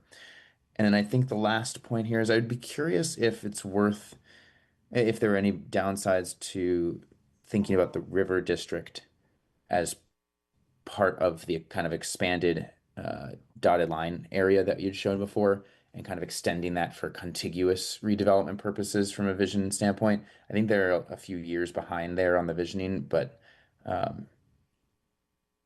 recently saw the Brownfield Advisory Committee's River District draft plan there and think that it could be helpful, not necessarily from a height standpoint, but just from a process standpoint, to consider extending some of the incentives to that area. So I think that's where I'll pause for now. Thank you.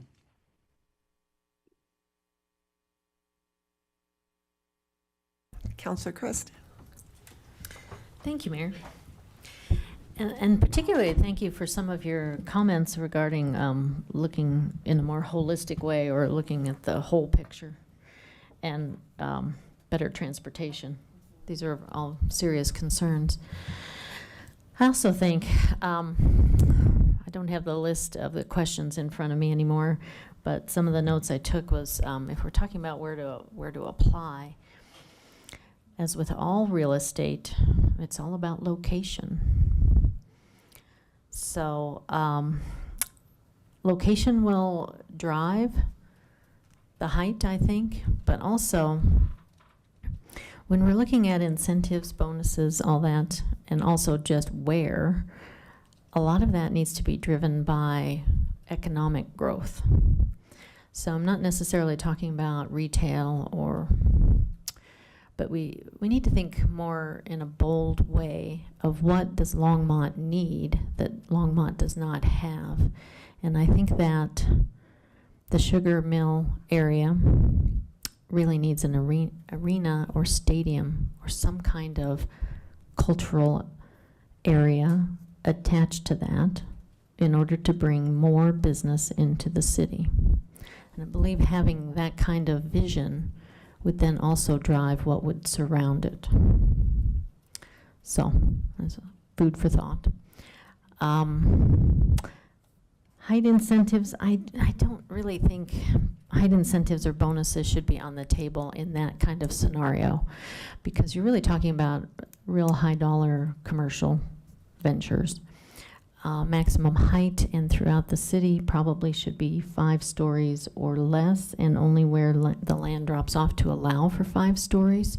And I'm thinking here along Martin, across from the cannery, we have a building that's 4 stories, and it works there. And as we go further east, the land drops off further or lower, and maybe a 5-story would be appropriate there.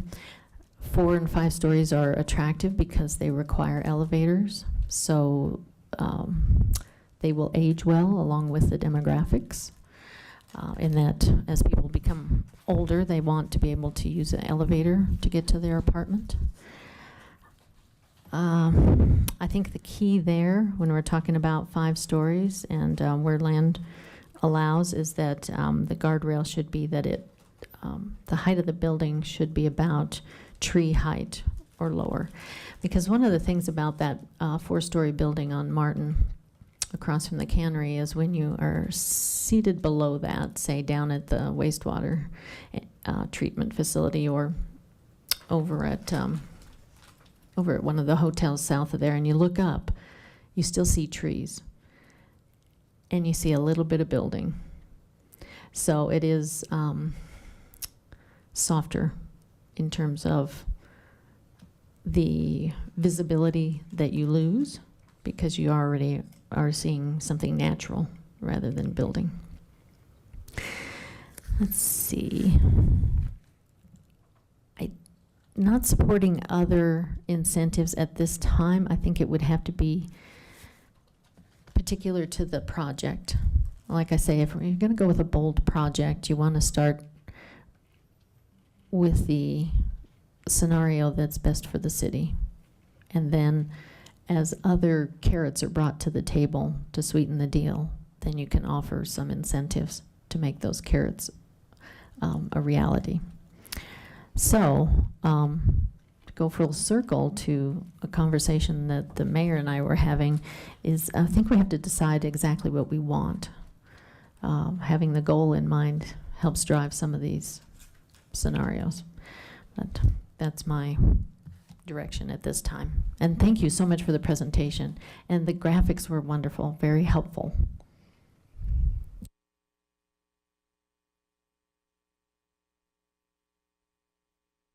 Councillor Popkin? Yeah, just one brief comment there. I think I understand the spirit of Councilmember Christ's comments there, but I wanted to note one specific thing.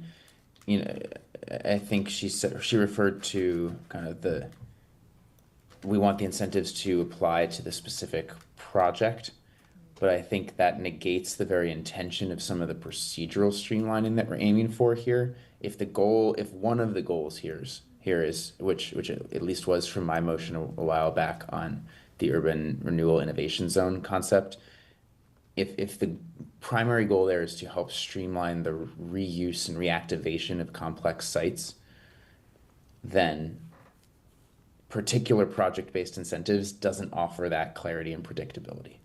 It doesn't allow someone to plan financially and design-wise for those specific things in a reliable and cost-effective way.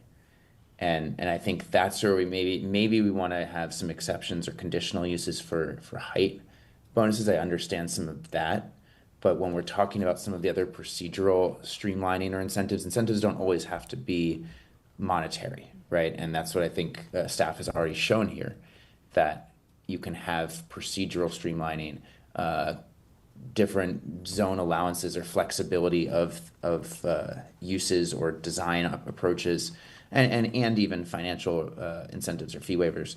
But the clarity and predictability up front allows for some of that innovation to take place, rather than them having to go through a whole conditional process to try to just get that exception.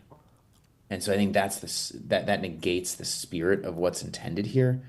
And I don't want us to fall on our own sword here and create a procedural streamlining exception situation that they may or may not be able to get, that doesn't achieve the goal of what we're aiming for, to make these complex site reuses more feasible. So I just wanted to make that point here as we think about it. I don't mind certain exceptions here and there, to Councilmember Chris's point, but I want to make sure that overall, if we're going to move forward with this, we do so in an intentional way that offers clarity to the market. So I don't see anyone else in the queue. Okay. Councilor Yarbrough. Thank you, Mayor. I agree with Councilor Popkin when he was saying if somehow within that area, I know you all are illustrating the Sugar Mill area in that area. That's the area we're talking about. And I do like the idea of making sure that that developer is for that area, and not all developments can have that opportunity, thinking that they can just build whatever they want, how high they want. But with Councilman Popkin brought up the idea of having the different levels together right around one another. And I think that will be really unique and creative as well. For me, in that area that you all presented, is about the Sugar Mill. When you were illustrating the different heights, you could still see, I thought, with going up to 10. So in that area, I don't see why we couldn't go up to 10. Now, if we're talking on Main Street or other areas, I don't think so. I think we would have to, what you say, 5 will be worth the developer's time to do it at least 5 stories. And that will be it. And we already know that anything under 5, it wouldn't be an advantage for them or beneficial for them to develop anything. So I will say in that area that you presented, the Sugar Mill area, me personally, I would say 10, because you could still see the mountains and you can still see the area. So for me, I would say 10, and I agree with Councilmember Popkin and Rodriguez regarding the incentives and height incentives. Mayor Pro Tem Hidalgo Ferring. Thank you. So in looking at where to apply in the city, I think that within that blue dotted area, and that's really what we're looking at. I know you had presented that list, and it kind of got confusing that, okay, are we actually looking to incorporate that because there were some areas that were named that I was very concerned about. For me, I could see the 10 stories in the sugar factory area, in the steam corridor, you know, I would think 7, but if we're looking to create that certainty, I would have to stick with the 7. There was a slide that you had that showed the cost benefits, like between certain stories, I think from like 2 to 6 stories or 7 stories, and then it's not cost effective. So realistically, currently for residential. And then, so if we were looking at, so in the sugar factory area, it would be mixed use. So, okay. And then beyond that, so not cost effective due to construction. So, So remember, this is Yeah. only if it's purely housing. housing, and then when you add that, When you add other components to it, the cost structure starts changing. okay, and then when we look at parsing out areas, is it confusing to developers when we say, you know, maybe the steam area, 7 stories, sugar factory area, 10 stories? Does that add like an extra layer of confusion or just? Yeah, Jennifer chimed in. I was going to say the same thing. As long as we clearly define it up front, Okay. geographically, Yes. that certainty and the knowledge will be there when they come into planning to start Okay. their entitlement process. So Okay. again, as long as it is clear and it's not a moving target, so to speak, Yes. no, I don't think that would create unnecessary confusion in the development Okay, community. I mean, because that would be my suggestion on that piece. And then if you can go back to the questions, I think.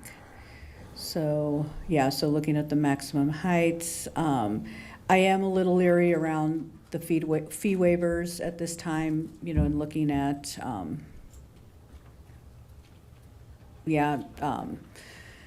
looking at, I could see process waivers, just, I mean, I'm looking at our bottom line as well as a city and what we can, what we can pick up as far as monetary. That was concerning to look at the use tax going down. I think I answered. Did I answer everything? What else do you need from me? Forgot. So I think if I can paraphrase Yeah. what I think I'm hearing from you all to help them. I want to kind of go back to fee waivers. One of the reasons I think we said looking at the urban renewal area of Sugar Mill and the Southeast Urban Renewal area is you actually have urban renewal as a tool. Okay. And so utilizing urban renewal as a tool probably puts less of an emphasis on the fee waivers because you can actually use the urban renewal increment to offset some of those expenses that still let you bring fee waivers into the equation. So you have tools in there that you don't necessarily have in other areas of the community. Okay. Also in an enterprise zone. And so there's other financial tools that can maybe lessen the pressures of needing fee waivers. Okay. Most of those are going to take a development agreement anyway because it will be in conjunction with the Urban Renewal Authority. So it's a good testing ground because you're going to get pretty refined and specific in that area, but they still want to know kind of what are our parameters. That's that certainty starting to show back up again in that. So what I think I heard, and you all were a little bit Switchy. in different places. I do think Councilmember McCoy said 7 was something that you were looking at. Councilmember Rodriguez said 7 to 10. I want to clarify, but yeah. Okay, so if you want to clarify that while I'm keeping notes, that'd be great for me. Thank you, Mayor Peck. So I said essentially 10, but let's say we're talking about just purely residential base, no height bonuses involved, 7. And then we keep the 3 height bonus categories in place, which potentially would bring it to 10 if you utilized all 3. And so that would be 10, but let's say the base is 7. So that's my clarification on my statements. Thank you. Okay. Councilmember Popkin, did I hear 7 to 10 from you? Depending on the variation in the height?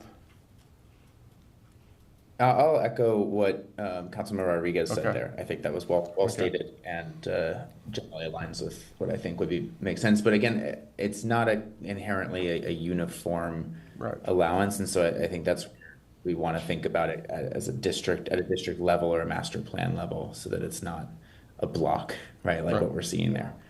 And if it is an option for staff to let me share my screen for a moment, I can show a real life example of kind of just the differences of what it would look like there, but maybe that's not possible. Just to make it look tangible and show kind of what this could look like in an adaptive reuse situation.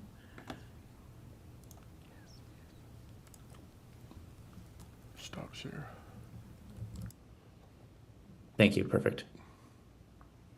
So like, for example here, this is in San Antonio, Texas, which is objectively a larger city than we are, but this is a great example of an old kind of bottling facility here that became a whole mixed-use plaza development here. And you can see like you have different degrees of heights here. If you add up this hotel that's there, I think that's 8 to 9 stories.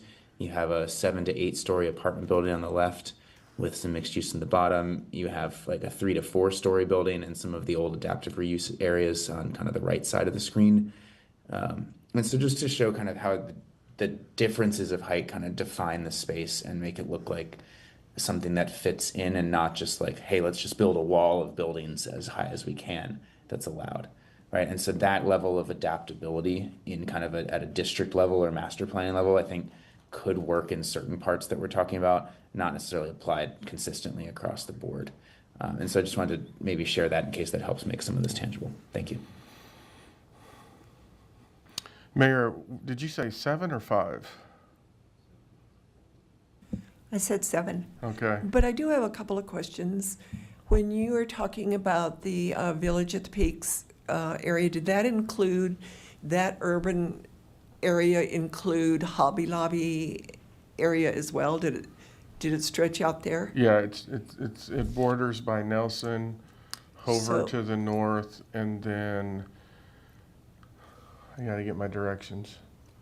South to just on the inside of 119. Okay. So knowing that at the corner of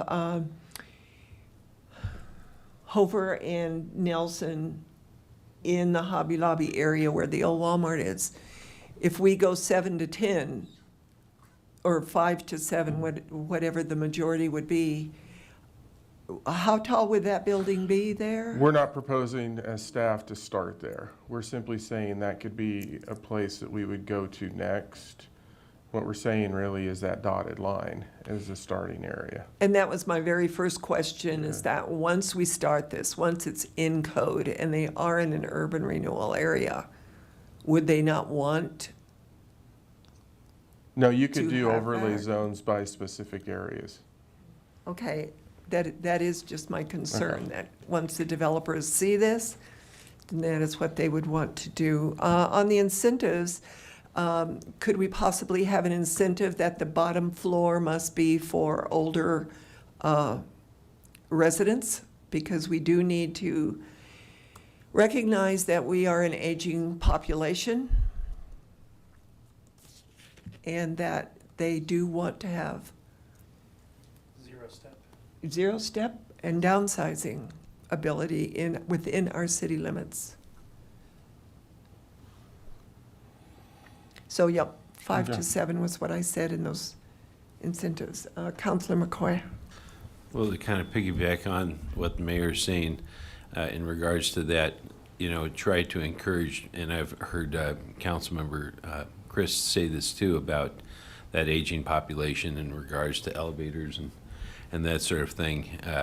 That brings in a certain degree of attractiveness to developments like this for people to get out of the single family house and move into something more densely populated. So I think that's a benefit. I do hear where council members Popkin and Rodriguez were pointing out the issue around that bonus and bringing it to a height of 10 if it did have multi-use aspects to it. And I think that I could compromise with that depending on the particular of the specific area. So if that gives you better, guidance from more of a majority of council, I'm gonna add that in. And I think Councilmember Chris said 5. And then Councilmember Hidalgo Ferrin and Shakita again 7 in that 10 and Councilmember Hidalgo Ferrin and Shakita Yarborough said in that 7 to 10 kind of what I'm hearing. We're not going to bring back an ordinance saying this is what we're going to do. What you're doing is narrowing the guidance. So then we're going to come back and actually now pay somebody to take the massing and start incorporating your comments to the point of the different heights variations and the view corridors and going back to Sandstone Ranch and utilizing. Do you have some of those slides that we?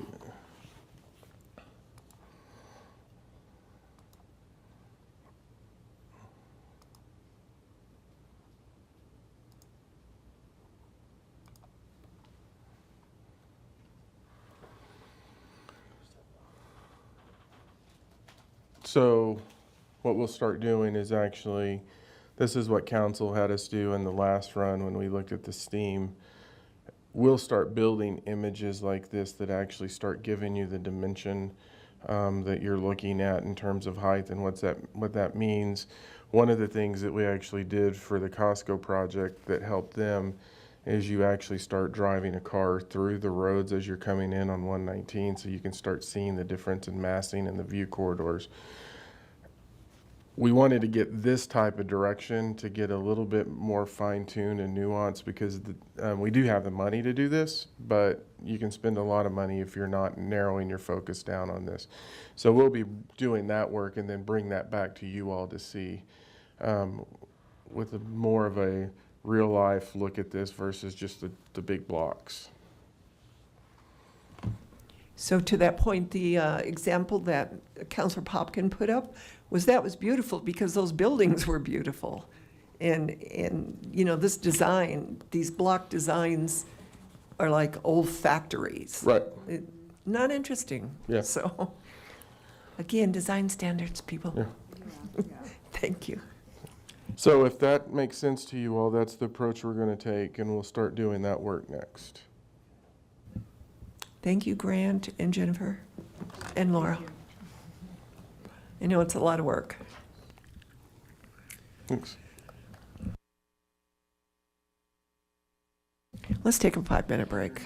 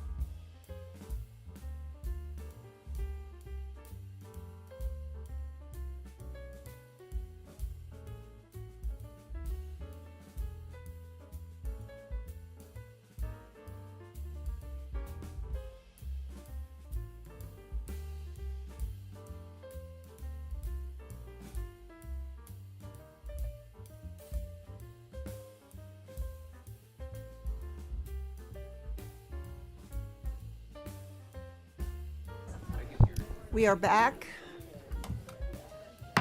It's been 5 minutes.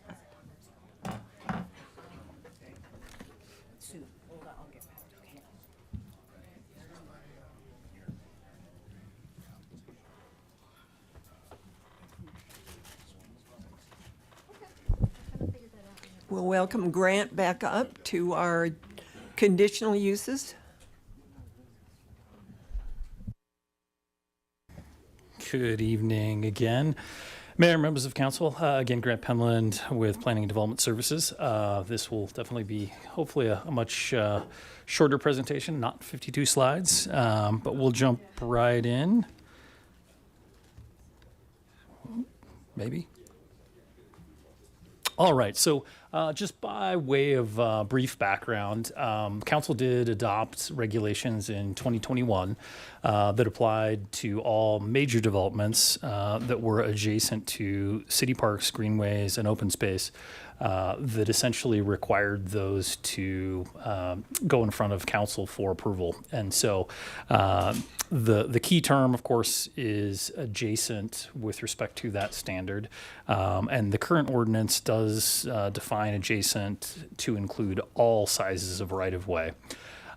Recently, council reviewed the conditional use permit for In-N-Out Restaurant, and that was due to its adjacency, again, as defined by any size of right-of-way. So in that case, the In-N-Out Restaurant was required to come in front of City Council. It is separated from the subject property to open space by Highway 19. Based upon that, council did ask some questions and express some concerns about that definition and potential implications.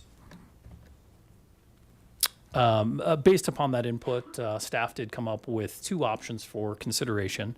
Option one, as articulated in staff's report, was to remove the right-of-way consideration in its entirety, and option two would be a street type-based adjacency, essentially lowering the classification. So jumping into a little bit more detail of those two options. Option one, again, removal of the right-of-way consideration. Essentially what that would do is only apply adjacency in situations where the subject property actually shared a common property line or immediately abutted, again, city-owned parks, open space, greenway. So again, that would be one option, and a second option would be, again, to essentially lower the street type to a smaller type of roadway, which I'll show you the general types here in a moment. But in this scenario, essentially, it would only apply, or that adjacency criteria would only apply if the subject property was separated by a local street. And didn't have direct contact. So again, if it was the case of a collector, larger road such as an arterial, highway, et cetera, that adjacency would no longer apply. So that's at a high level the two options that staff has proposed and again summarized in the communication. So council, as is typical, has multiple options. Again, as outlined, option one would be to remove that right-of-way consideration in its entirety, so it would no longer apply to adjacency. And then option two would basically be utilizing rather the local roadway street cross section only in the cases of determining adjacency. Of course, another option would be for council to actually modify the language in a different manner as desired by council. And then fourth and final, of course, taking no action and retaining the existing definition, which again would include all types of right-of-way. As mentioned, staff is recommending option two, which would be to just use a lower street classification local to define adjacency. And then I will jump to, just for reference, this is our chart of the street types. At the top is or highway rather, which as noted varies immensely, but it is larger than an arterial typically. But then it goes down through collector types and then local types of roads, generally reducing down from 75 down to about 55. Then I also included the urban neighborhood local standards. So all of those are locals. They just happen to vary in width based upon whether or not they have parking, one side, two sides, attached walks or no attached walks. So the range there is at the high end 61 and at the low end approximately 38. So that's just give you some perspective. So again, based on staff's recommendation, the adjacency in option number 2 would only apply to streets, basically types that are listed in the lower portion, and then the bottom 2 in the upper portion. So you're looking at, again, the typical maximum width of about 61 feet. So again, walking through there, staff is recommending option number 2, and I'll conclude staff's presentation and be happy to answer any questions. So I do have one. I know that you explained this earlier, but because it's on a recording, could you explain what a collector street is? Sure. Broadly, collector intent is to basically collect or bring multiple local roadways to a collection point that then would transition to a larger arterial or main artery through the city. Okay, thank you.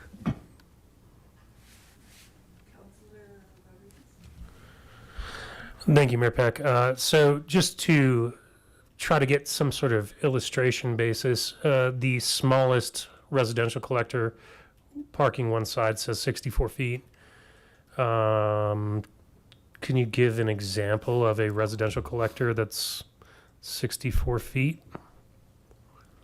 That is a great question.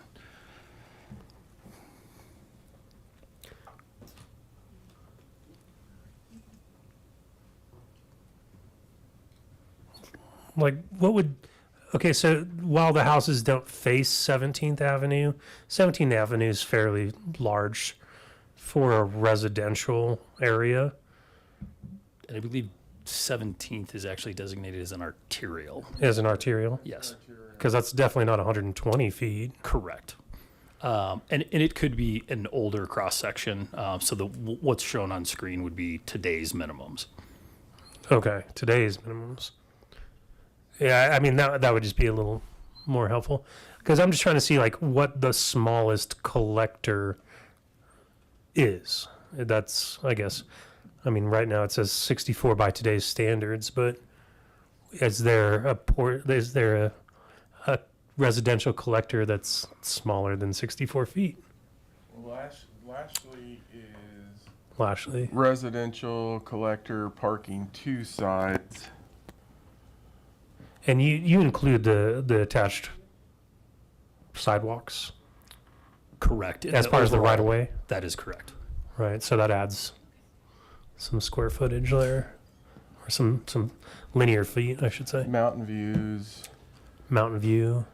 That may be residential collector one side. 'Cause Yeah, there's it some varies, but yeah, I think primarily it's single So I side. think Mountain View would probably be the residential collector one side. I mean, with that in mind, I think I can get behind collector being the baseline, if you will. Collector and larger would be not necessarily required for a city council hearing. I believe is what the whole concept of this is. That is correct. Yes. Also knowing that there's probably not a lot of opportunities for particularly significant development on the older collector streets that are residential collectors because they're built out, generally speaking. Redevelopment potentially.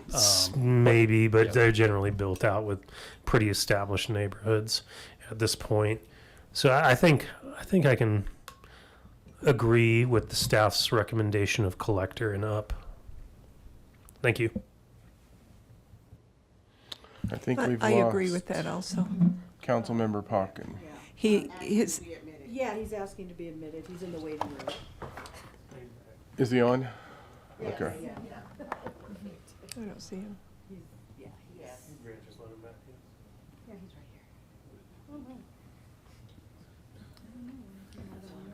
I'm back. Apologies.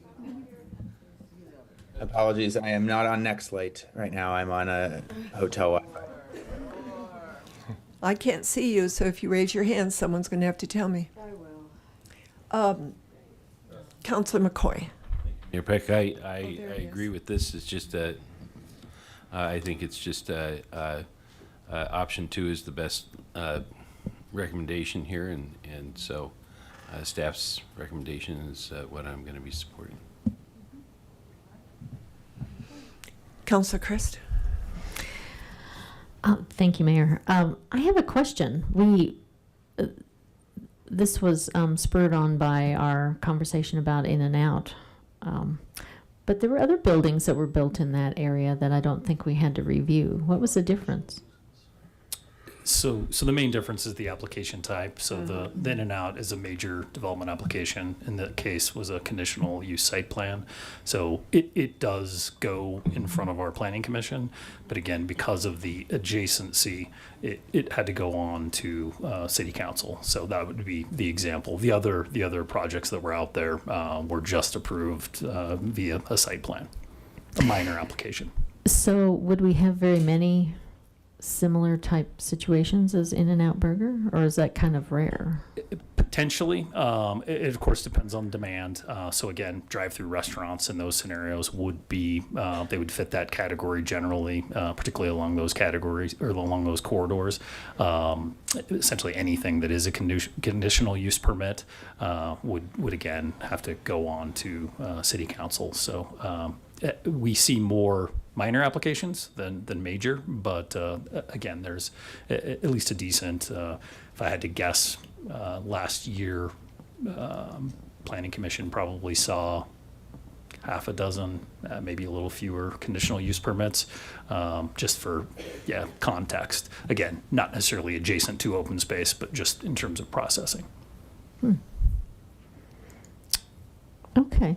I just wondered how much time we're actually saving with this. So I could get behind option number 2. Councilor Popkin. Councilor Popkin. Oh, there you are. Yeah. What would be the unintended consequences, Grant, or could potentially be unintended consequences of option number 1? Of option number 1, was that your inquiry? Yeah, what would be some potential unintended consequences if we went with option 1? Yeah, if there were no inclusion of right of way at all, there could be a scenario where I guess it could be a very, very narrow street in which, again, a use like a drive-through could have more of an impact on that adjacent open space.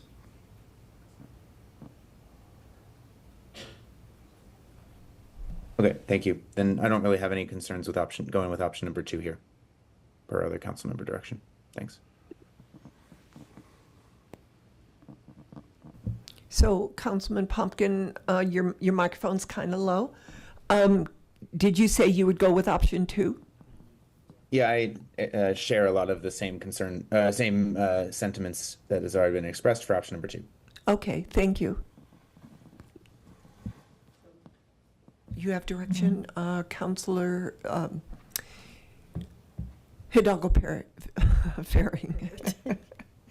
Oh, my I'll go goodness. with option 2. I think that's unanimous. Thank you. Thank you again. We are now at the inclusionary housing sales price maximum methodology.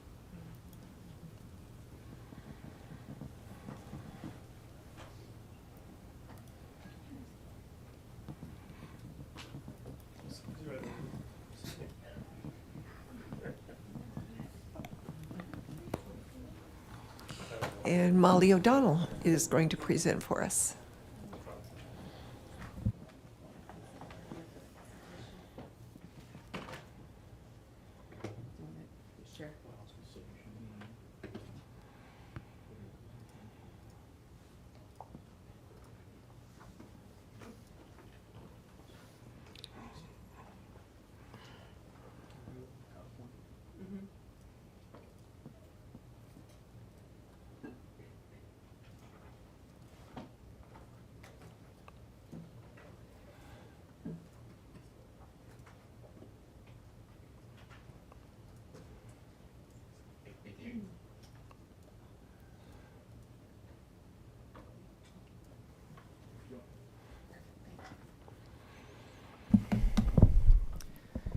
Good evening, Mayor and members of council. Molly O'Donnell, Housing Director. Christy Wiseman, Housing Investment Manager, is also here. And we're going to be talking about our inclusionary housing sales prices for 2025. Okay, so to give a very brief background, this is in relation to our inclusionary housing ordinance. When a developer chooses to provide for sale units as part of that development. This often applies to Habitat as well. And then also the city has used this for its public-private partnership project, True North. And so we do rely on these sales prices for a variety of ways. Really what this means is when a developer chooses to provide a for sale unit, they have to sell that unit below a maximum sales price that the city sets each year. In the history, we first had our inclusionary housing ordinance put into effect in 2018 with a sales price maximum calculation methodology at the time. And then in 2022, council modified that methodology, just learning over time through implementation of the IH program. Also, we were about to face we were in the midst of facing a lot of market change and really wanted to make sure that our methodology reflected the true cost of housing. I'm also mentioning up here, because this will come forward later as well, we do also have incentives for if you provide middle tier or attainable homes. So those are for sale between 80 and 120% AMI. Then you can get a reduction in the amount of capital A affordable requirements under your inclusionary housing requirement. So I just wanted to highlight that here. That'll come in later. And really, that's because what our fine-tuning efforts over the past few years have really been in an attempt to get it right so that we actually get for sale units provided on site in market rate developments. So it's constant fine-tuning that we've been doing. Our maximum sales price is calculated using HUD provided income levels. We use a payment standard of 33% of your gross monthly income. HUD's minimum and the standard they use is 30%. We chose 33% for our market. We take into account a variety of factors when calculating our maximum sales price. Mortgage principal costs after an assumption of a 5% down payment. We factor in mortgage interest, so this is private mortgage insurance for those that, I'm sorry, this is typical mortgage insurance. We'll get there. Interest, we'll get to insurance later. An average of the prior 15 months. Property taxes, and those are updated annually based on the new mill levies and assessment rates. Here we are, private mortgage insurance monthly premiums, and we get this data from FHA every 3 years to incorporate. We also, every 3 years, incorporate Longmont specific HOA survey data from IRES, a data management system, and our homeowners insurance averages that come out of the Colorado Division of Insurance survey data. So those things we only do every 3 years. A guiding principle of this formula really is to ensure that the people buying and living in the homes provided through a developer's inclusionary housing requirement are left in a stable financial commitment, stable financial situation, and not paying too much for their monthly mortgage payment and the ancillary costs that go with it, so that they can remain stably housed and have enough money for the other things in life. So it really is geared towards that buyer. I would say that we update most of this annually, including we use the income data as the starting point. But that 3-year data, we're going to show you here in a moment. Let me make sure I didn't skip that. Yep. We'll show you how that has resulted in some challenges as well. So here was our 2024 sales price maximums. These went into effect around June of last year, once all the data was available. Historically, we put the new sales price methodology in place in 2022. the maximums then reduced slightly in 2023 and then reduced slightly again in 2024. And that really is because of rising interest rates. That was the main driver, lowering a buyer's buying power in essence. So here's what we have in effect today. And we can always come back to this if you ever want to go through a scenario. But here we are at the 3-year mark since we did the updated methodology. In our market, generally our sales prices are flattening. However, buying power has gone down because of, again, high interest rates year over year, increased valuation affecting property taxes, and increased homeowners insurance, which this is where the homeowners insurance, the data that we collect every 3 years is starting to show that that is a challenge because we had a skyrocket in the costs of HOAs, homeowners insurance, and property taxes based on valuations. But generally, we've had a downward trend in these maximums. That means we've kept pace with the buyers' buying power.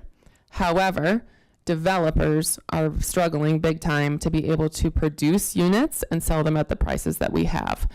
So really, it's a constant lever pulling to see how do you build a program that works in a changing market, also still keeps in mind the guiding principle of ensuring affordability for those that live there, also actually feasible to build and deliver. So the question we are here at today is, with our 2025 sales prices showing a further reduction, what would council like to do? So we're going to go over some options for that. Sure. So one of the things that we are seeing in the budget process is the impact of taxes is actually flattening, because as the states changed their ratios, that's actually, it's a tailwind on the housing side. It's a headwind in our budget because that's reducing the amount of money that we're getting in property tax. So it was a headwind, but now it's actually shifting based on the adjustments the states have made. Right. And what you see here is really about assessed value, not so much the assessment rates, because there has been action there to try and address that.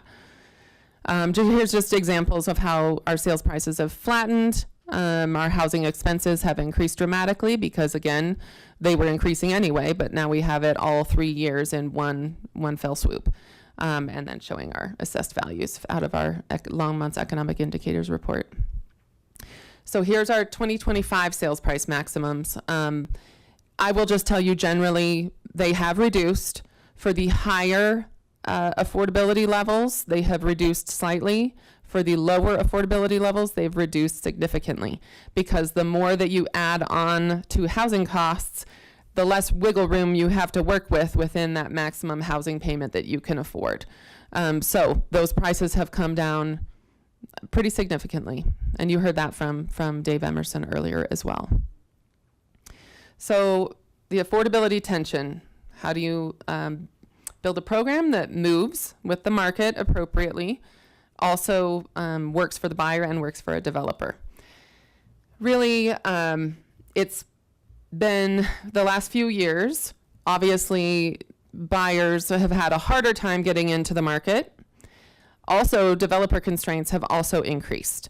Construction, financing, and insurance costs continue to rise. And really their pro formas do not pencil enough to sell homes at these prices. We know that there's certain levers that they can and cannot pull, within their realm of control.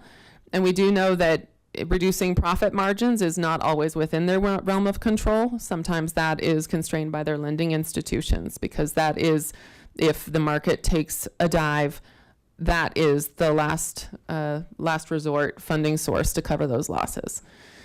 Bottom line, on the buyer side, our housing needs assessment from 2023 showed this as well, is that home ownership is out of reach for families below 100% AMI unless there is subsidy, meaning down payment assistance or a reduced price, or some other form. What that means, 100% AMI, just to reiterate what we've talked about when we went over our housing needs assessments in recent years, that means half of Longmont makes less than that and half of Longmont makes more than that. That means home ownership is out of reach for half of Longmont residents. It also means that it's not getting any easier for them, but also developers are facing some of the same constraints, so their needs are going up.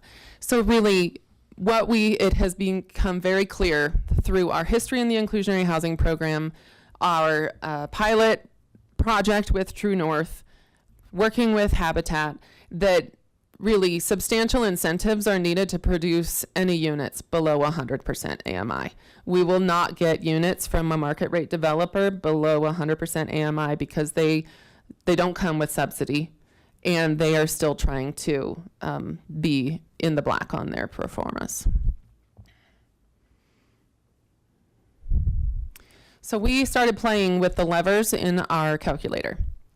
We said, what would it look like if we went up to 35% of income?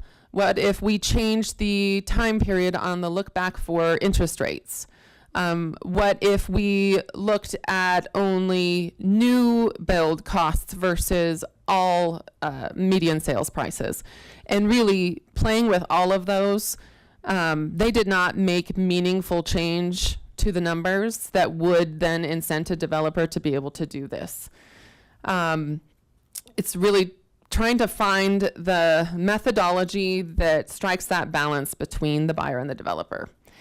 So what it really does show is our calculator is moving in alignment with the market. It does reflect buying power well for the buyer. However, so playing with the math on the buyer side, which is what our tool is focused on, that won't solve this problem and result in new units. That problem remains, and the developers cannot afford to build the product. So we said, what else could we do then? What else could we think of that's either more programmatic or out of the box to try and ease the situation? So the first and most immediate question we have for you all is, should we hold steady at the 2024 maximums for now and do some work and assess in 2026? You heard that this would be helpful for Habitat. We also know that True North is about to assign lots to our buyers, and they need to know which sales price maximum they're going to be subject to. And if the 2025 ones go into effect, they will, about 2 of the 6 unit types will have a 1 or 2% decrease in sales price. They're right there. 2 of them wouldn't be impacted, but the townhome product would have to go down in sales price by 12%. So that is a pretty significant impact for that project. So this, I'm going to go over a couple of programmatic options to consider next, but I think we'll come back to this to have 2 questions answered. Should we hold steady or should we implement? And then what other options do you want to consider? So the first of the programmatic, but option number 3 overall, we could change to update the homeowner's insurance data, all the data that we collect every 3 years. We could change that to every 1 year just to ease the blow. So it's not 3 years consecutive, all put in at one time. It's just incremental change. We could lock in the sales price maximum at the recording of entitlements. Right now, it's locked in at certificate of occupancy so that it better matches the timeline of when the sale is going to actually happen. However, that isn't necessarily just like this True North example. They have been building a pro forma. They went through the entitlements process. They're actually constructing, and they're here at the last minute at the finish line and trying to confirm their sales price levels.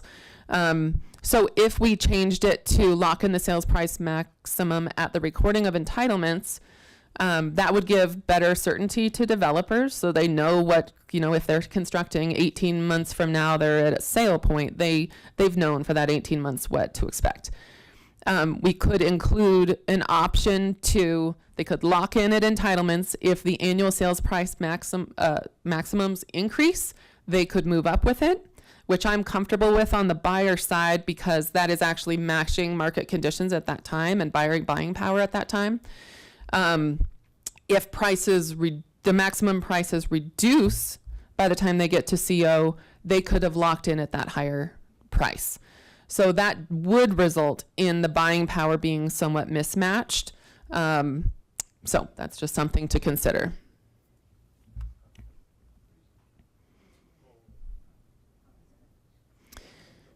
Yeah, we're going to, Counselor Popkin, we're going to go through this presentation first, if you don't mind. I just have one clarifying question to make sure I'm understanding a term that was used, if that's all right. How many more slides do you have? There's 7 options, so you have 3 left. Let's go through the options first, Counselor. Okay. Okay. Number 5, this is not necessarily impacting the sales price maximums, but if we are trying to, the goal is to incent further provision of units, income restricted units, we could modify the middle tier incentive, which is if you provide attainable homes, you can have a reduced inclusionary inclusionary housing requirement. This is just something to attempt to further entice developers to provide units on site. This council did modify this in the end of 2023 with our attainable housing fee waiver program. So they've been modified once so far, but here we are 2 years later and we haven't seen anybody yet elect this. Number 6, and this is the biggest policy question of the options, raising the limit on capital A affordable housing in the IH code to 100% AMI. This would, it sounds like a big change, but when considering that our housing needs assessment data supports the fact that basically building anything less than this requires subsidy, also other funding programs out there that we are using, including Prop 123, they set their limit at 100% AMI. It would have some alignment with other programs and also match our housing needs data. So this is an option. This could, what this would require is a code change, and then we would also need to consider what that would do with the fee waiver program. Because right now, if you provide 12% or more of your units on site, you can access fee waivers in varying degrees of percentage waived. But there could be some trickle effects, but we're also looking at our fee waiver program for some cleanups that we might bring to you all soon, so we could pair that together if this is what you wanted to move forward with. And then the last one, this one's pretty challenging, an alternate calculator for interest rate buydowns. So we have played with this in various ways. We ran the numbers a lot of times to see, what is the best lever that causes the most change. Interest rates are one of the most heavy drivers. Right now, some market rate developers are doing market interest rate buy down programs to get buyers in. However, those are generally, that's not a lever that's pulled until they have houses on the market, they're needing to move them. So it's late in the process. So that might be a challenge to actually implement when we're doing a lock-in at an earlier point.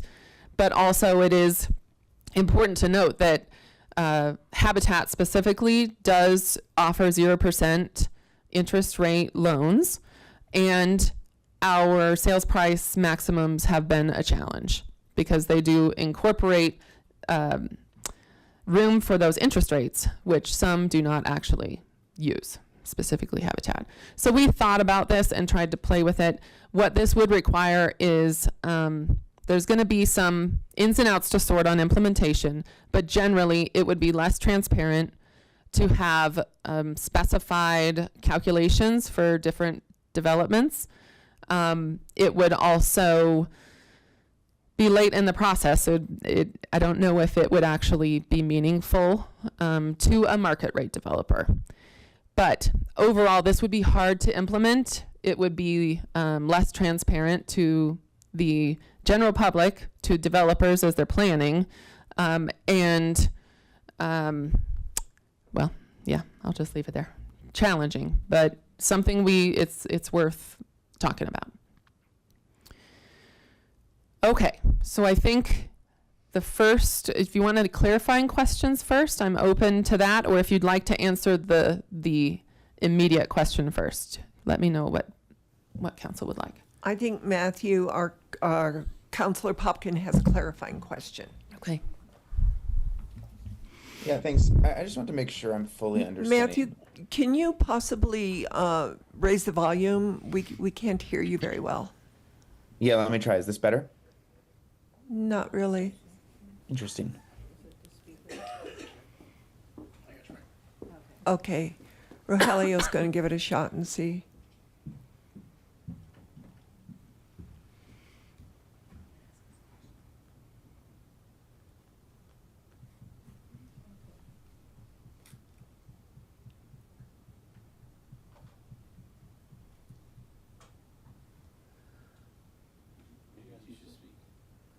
Are you ready, Rogelio?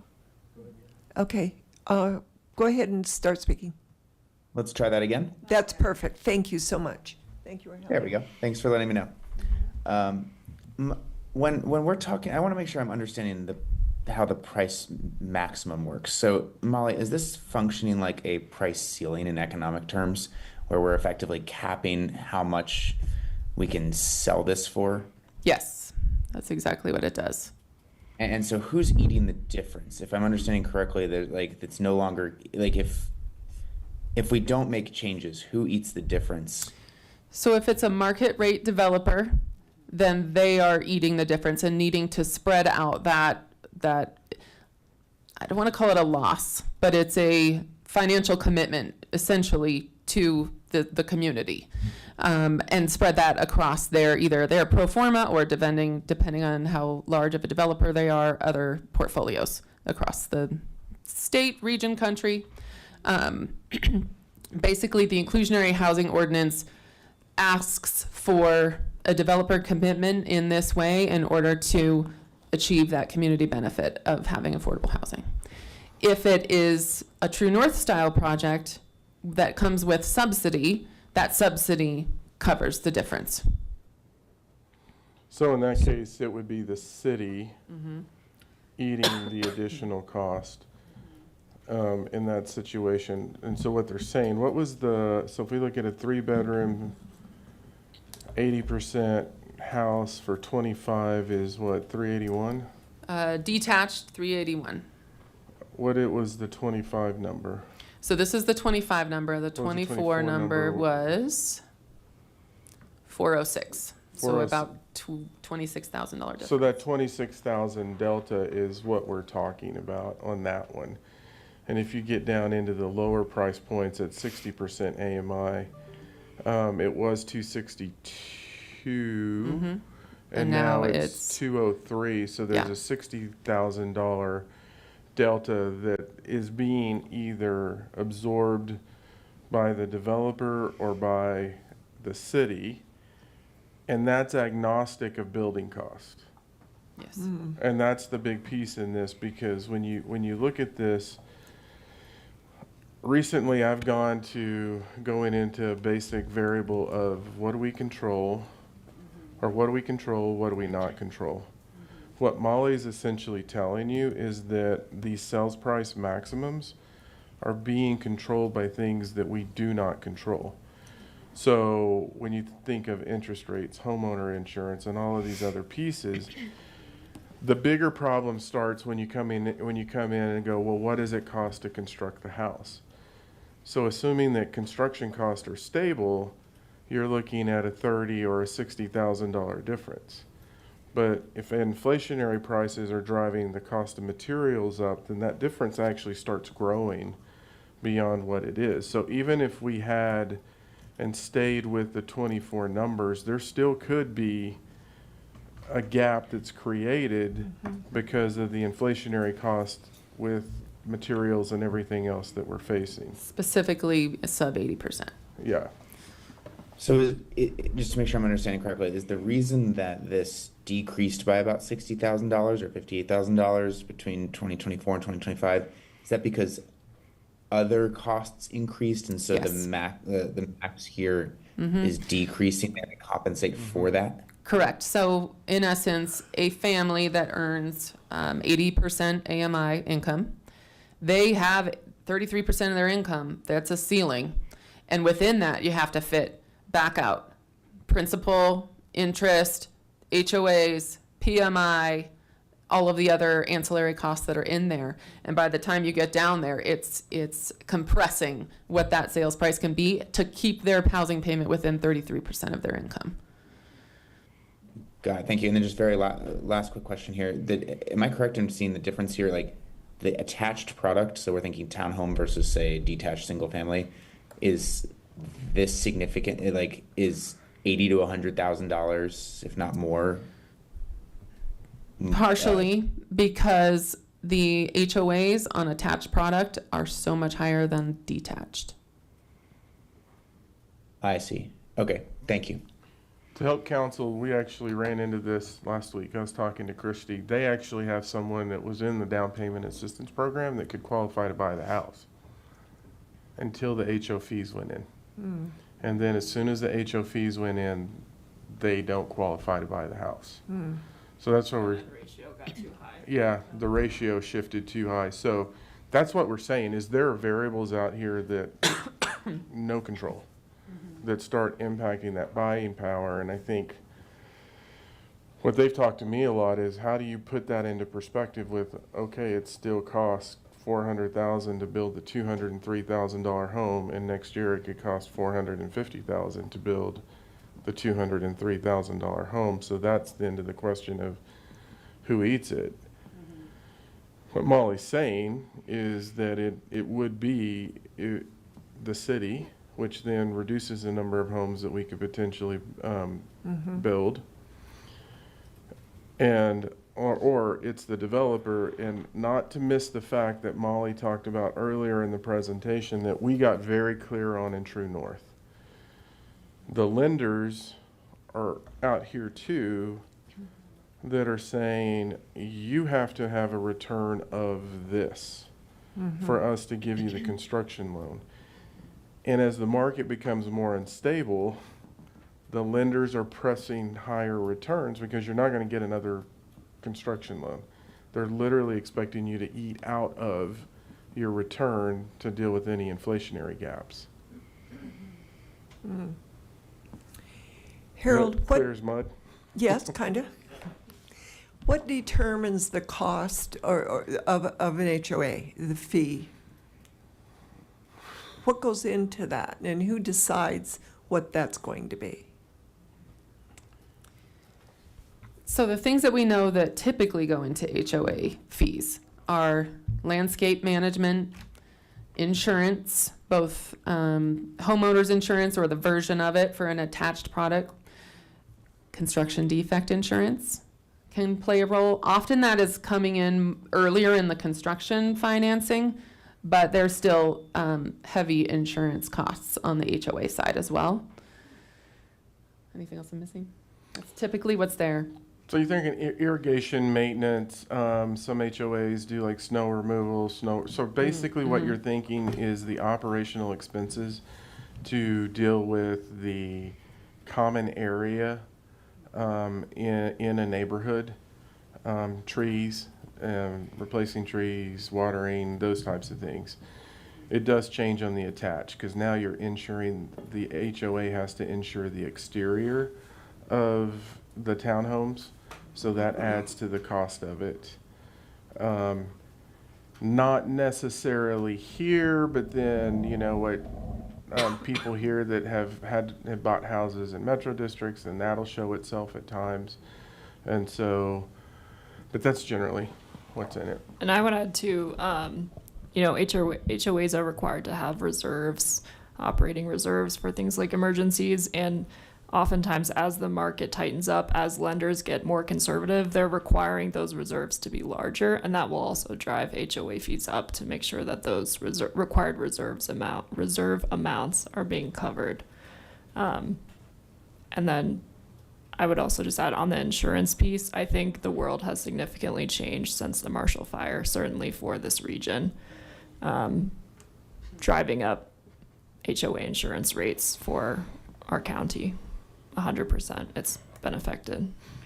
Well, and I think insurance itself, a couple of council members are on our pension funds.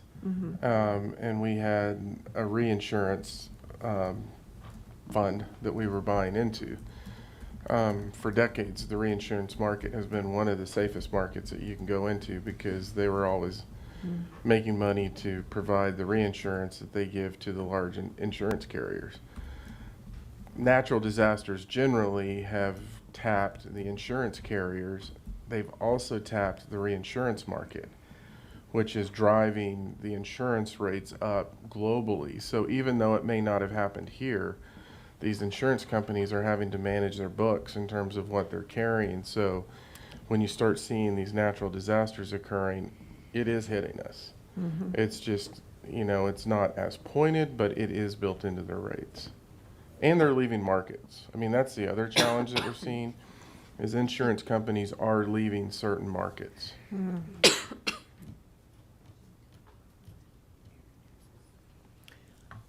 Councilor Rodriguez.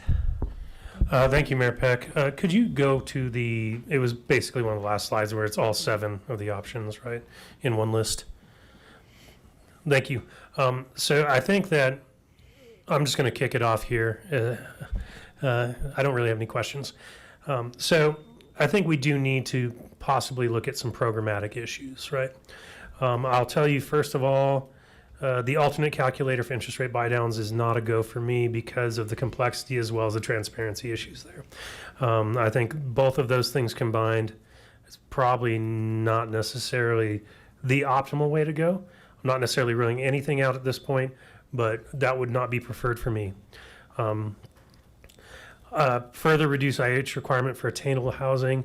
I don't think that gets us necessarily to where we want because I feel like this is affecting housing at the much more, the below 100% AMI, more so than it is the middle tier or attainable housing. I think obviously locking in the requirement at recording of entitlements instead of certificate of occupancy can leave buyers in the lurch a little bit. So I think that kind of goes against some of the things that we're trying to accomplish with our program. So that leaves the other two is programmatically update all data sources annually instead of some every 3 years. If it's feasible to do that, I think that's better, provides softer landing points and more certainty in certain ways because we don't necessarily know on a 3-year time frame what's going to happen, much less, I mean, we don't really know what's going to happen in general, especially right now. It's very turbulent times.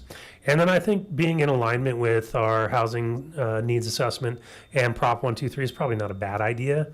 So for 6, I'd be in favor of possibly raising to 100%. Again, these are just based solely off of kind of this limited dive into it. And then on the big question, because we're considering programmatic changes, I would prefer that we hold steady at 2024. So that would be my preferred direction. Thank you. Okay, I heard a yes to 1, 3, and 6. Would it be inappropriate? I would kind of like to see what Dave Emerson has to say about these 7 options and which ones, because he is the one who builds the most for sale units. Which one of these options would really hinder what you need to do to the point where you wouldn't be able to operate? 2. 2.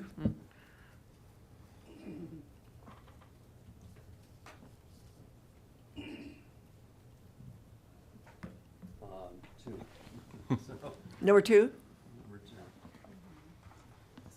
Yeah.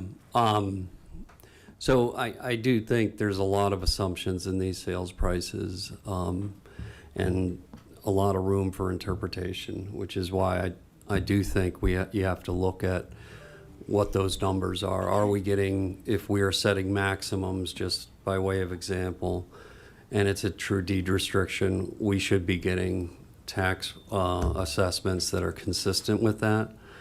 And there's assumptions that we're not potentially getting that. within the calculator, so that affects the property taxes. So I think what's clear to me is it is complicated, and we're trying to keep it simpler. And what I'm asking for is to continue to work with the staff, because I really would like to get into some of those assumptions. It is not just our 0% interest that is creating the difference. You know, and there are no easy answers. I don't want to suggest that, but to me, the clearest thing is to spend some time and keep things the way they are. But going to 2025 would be a real problem. So. Okay, thank you. Yeah. And to Molly and Harold, when is the timeline? Is there a reason that we need to make this decision now? Yes, at least on number 1 and 2. Okay. Because usually we put these out in June. We're Right. here in the beginning of August, and we have projects that are waiting. So they want to know at least number 1 and 2. Okay. For 3 through 7, these would require, not 3 so much, but 4 and beyond. Those would require code amendments, so we'd have to bring back an ordinance and prepare that for you. It's really the ordinance that we have to bring it back at this point for council to make the decision. Okay. And, I mean, I think what we're all saying is the market is so chaotic right now. Mm-hmm. And if you two disagree with me, jump in, but I think what's behind this is the market is so chaotic that I think holding at 24, evaluating these options collectively with folks is probably the safest place to be at this point, because there's so many things shifting on us daily that we can't definitively give you a good answer to some of these questions. I mean, Molly, Christy, do you Right. We would want to do some research as we prepare an ordinance for sure. Okay. Then I would suggest 1, 3, and 6. You did say that reducing the IH requirement for attainable housing wouldn't make any difference to the developer. Did I understand that correctly? It wouldn't change the sales price maximums. It's Okay. just Okay. what if there's another different type of program tool that can help further incent the provision of units. Okay. But it would incent provision of middle tier units. Okay. Councilor Christ. Thank you for making this very understandable. Okay, so I'm in favor of 1. What do you want? I'm also, you and I both attended the middle housing presentation right before CML. And you know, it kept coming up over and over again with the financial types about that the data is never contemporary, 2-year lag time, what have you. So I think number 3 is a good option. I think we need to update our information more actively. No on 4. I would consider 5. And I would consider 6, but I would like to know more about that. I think there might be some unintended consequences with 6. And then just as a comment about 7, I do believe interest rates will come down in 6 to 8 months. At least that's what I read continually on the business news. You know, one of the things I think that we are seeing on True North is, I think if you hold steady on your sales price maximums, that could theoretically create an incentive for developers to buy down the interest rate, which actually lets you achieve it, but you're not building it into the process. Because if you're pushing their margins down by increasing the sales prices, then it almost doesn't let them have the option to buy down interest rates. And I know that Walker's working through that, but I think that would change the equation. So holding to those maximums may create an incentive to have people consider buying interest rates down, which ultimately benefits the buyer of the home, the first buyer. Yeah, so just to be clear, I'm against 7. I just wanted to make a comment about it. Councillor Popkin. Yeah, thank you, Mayor. I too agree with number 1 and 3 in concept here. I wanted to ask one more question, which is, how many of these are treating the actual cause of the problem, or are these treating symptoms of it? I wouldn't say that it's treating the problem. It's more trying to move with the problem and reflect buying power in a changing market. In essence, we, as a policy choice that council could make, and what I should say, the policy choice that council has made to date since IH came out, is it's focusing on the buyer. We want to provide these units and we want it to be affordable to these buyers. That's why this calculator does not take into account things like cost of construction. But in a market like this, where both are constrained, you just don't get units. That's just what happens. And also it shows that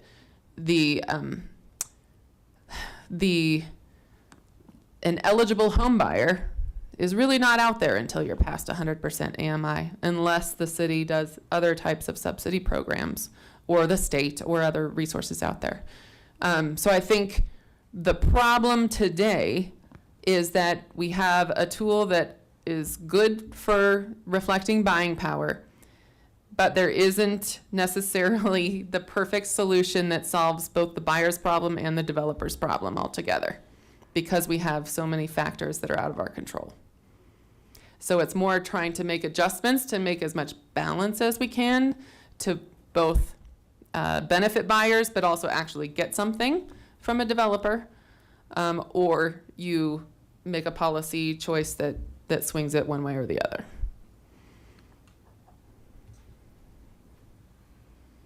Seeing no one else in the queue, do you have your direction?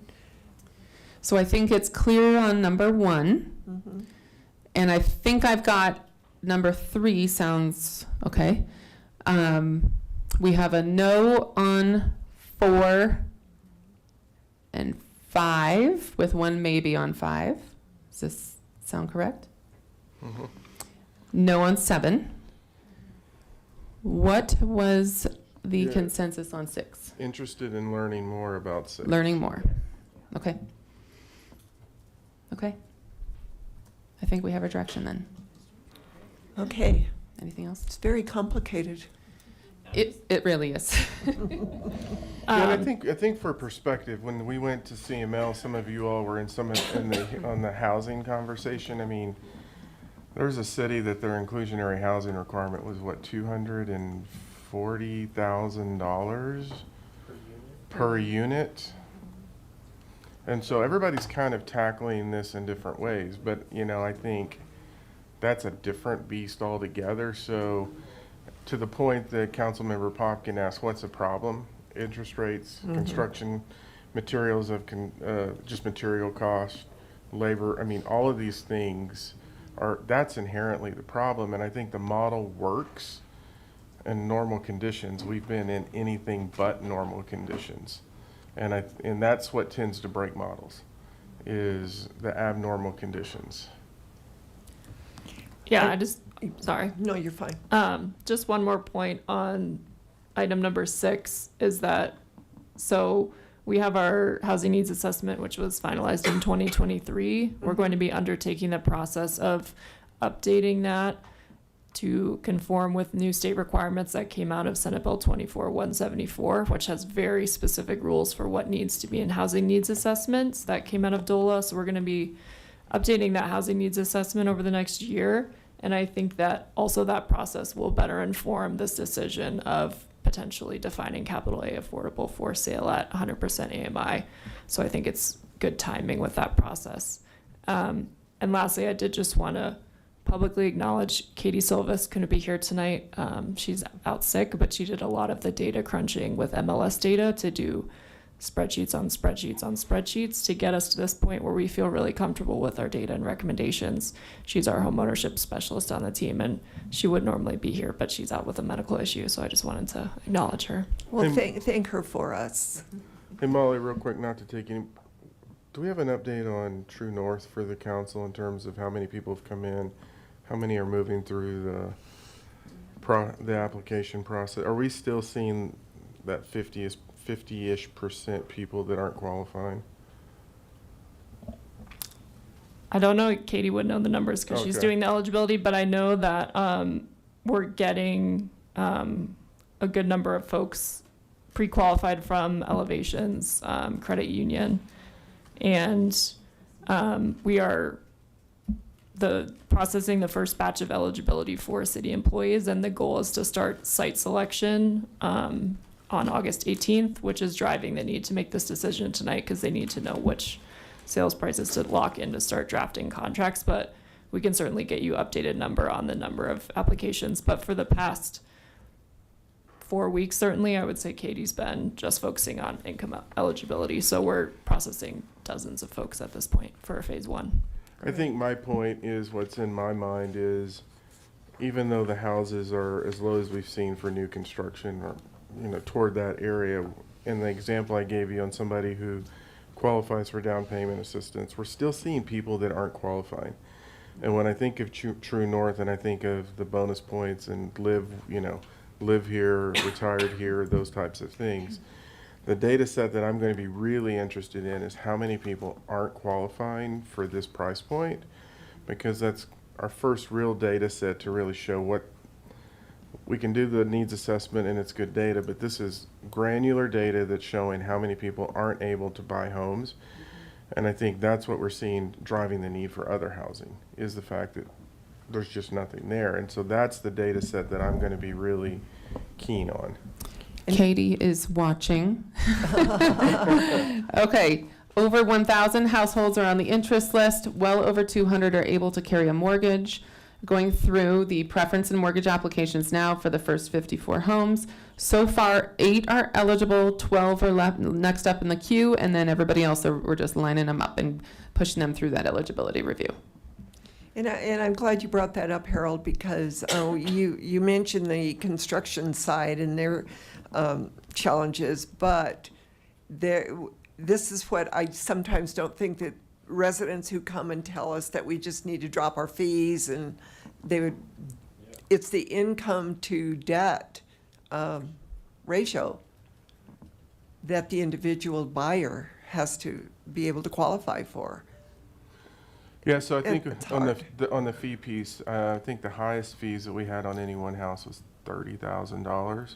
We waived all of those, and even doing that, we were white knuckling it on because of all of these other cost pressures that we were seeing. Right. And the offset of that is impacting other revenue streams as well, Right. which then starts flowing into rates Mhm. as we think about it. So we're balancing multiple variables in some of these equations, because the money's got to come from somewhere. Exactly. Thank you very much. This was really, Thank you. I love your presentations because they're so informative. I mean, you really know what you're talking about, and it's hard through the council sometimes to understand all the nuances, and so thank you very much for all your work. I will refrain from showing you the spreadsheet. No, don't do that. It's very large. Thank you. Well, we are done with our study session items, so now we're at mayor and council comments. Do any councilors have? No, not at study sessions. Besides, Lance isn't here, so. So, any comments?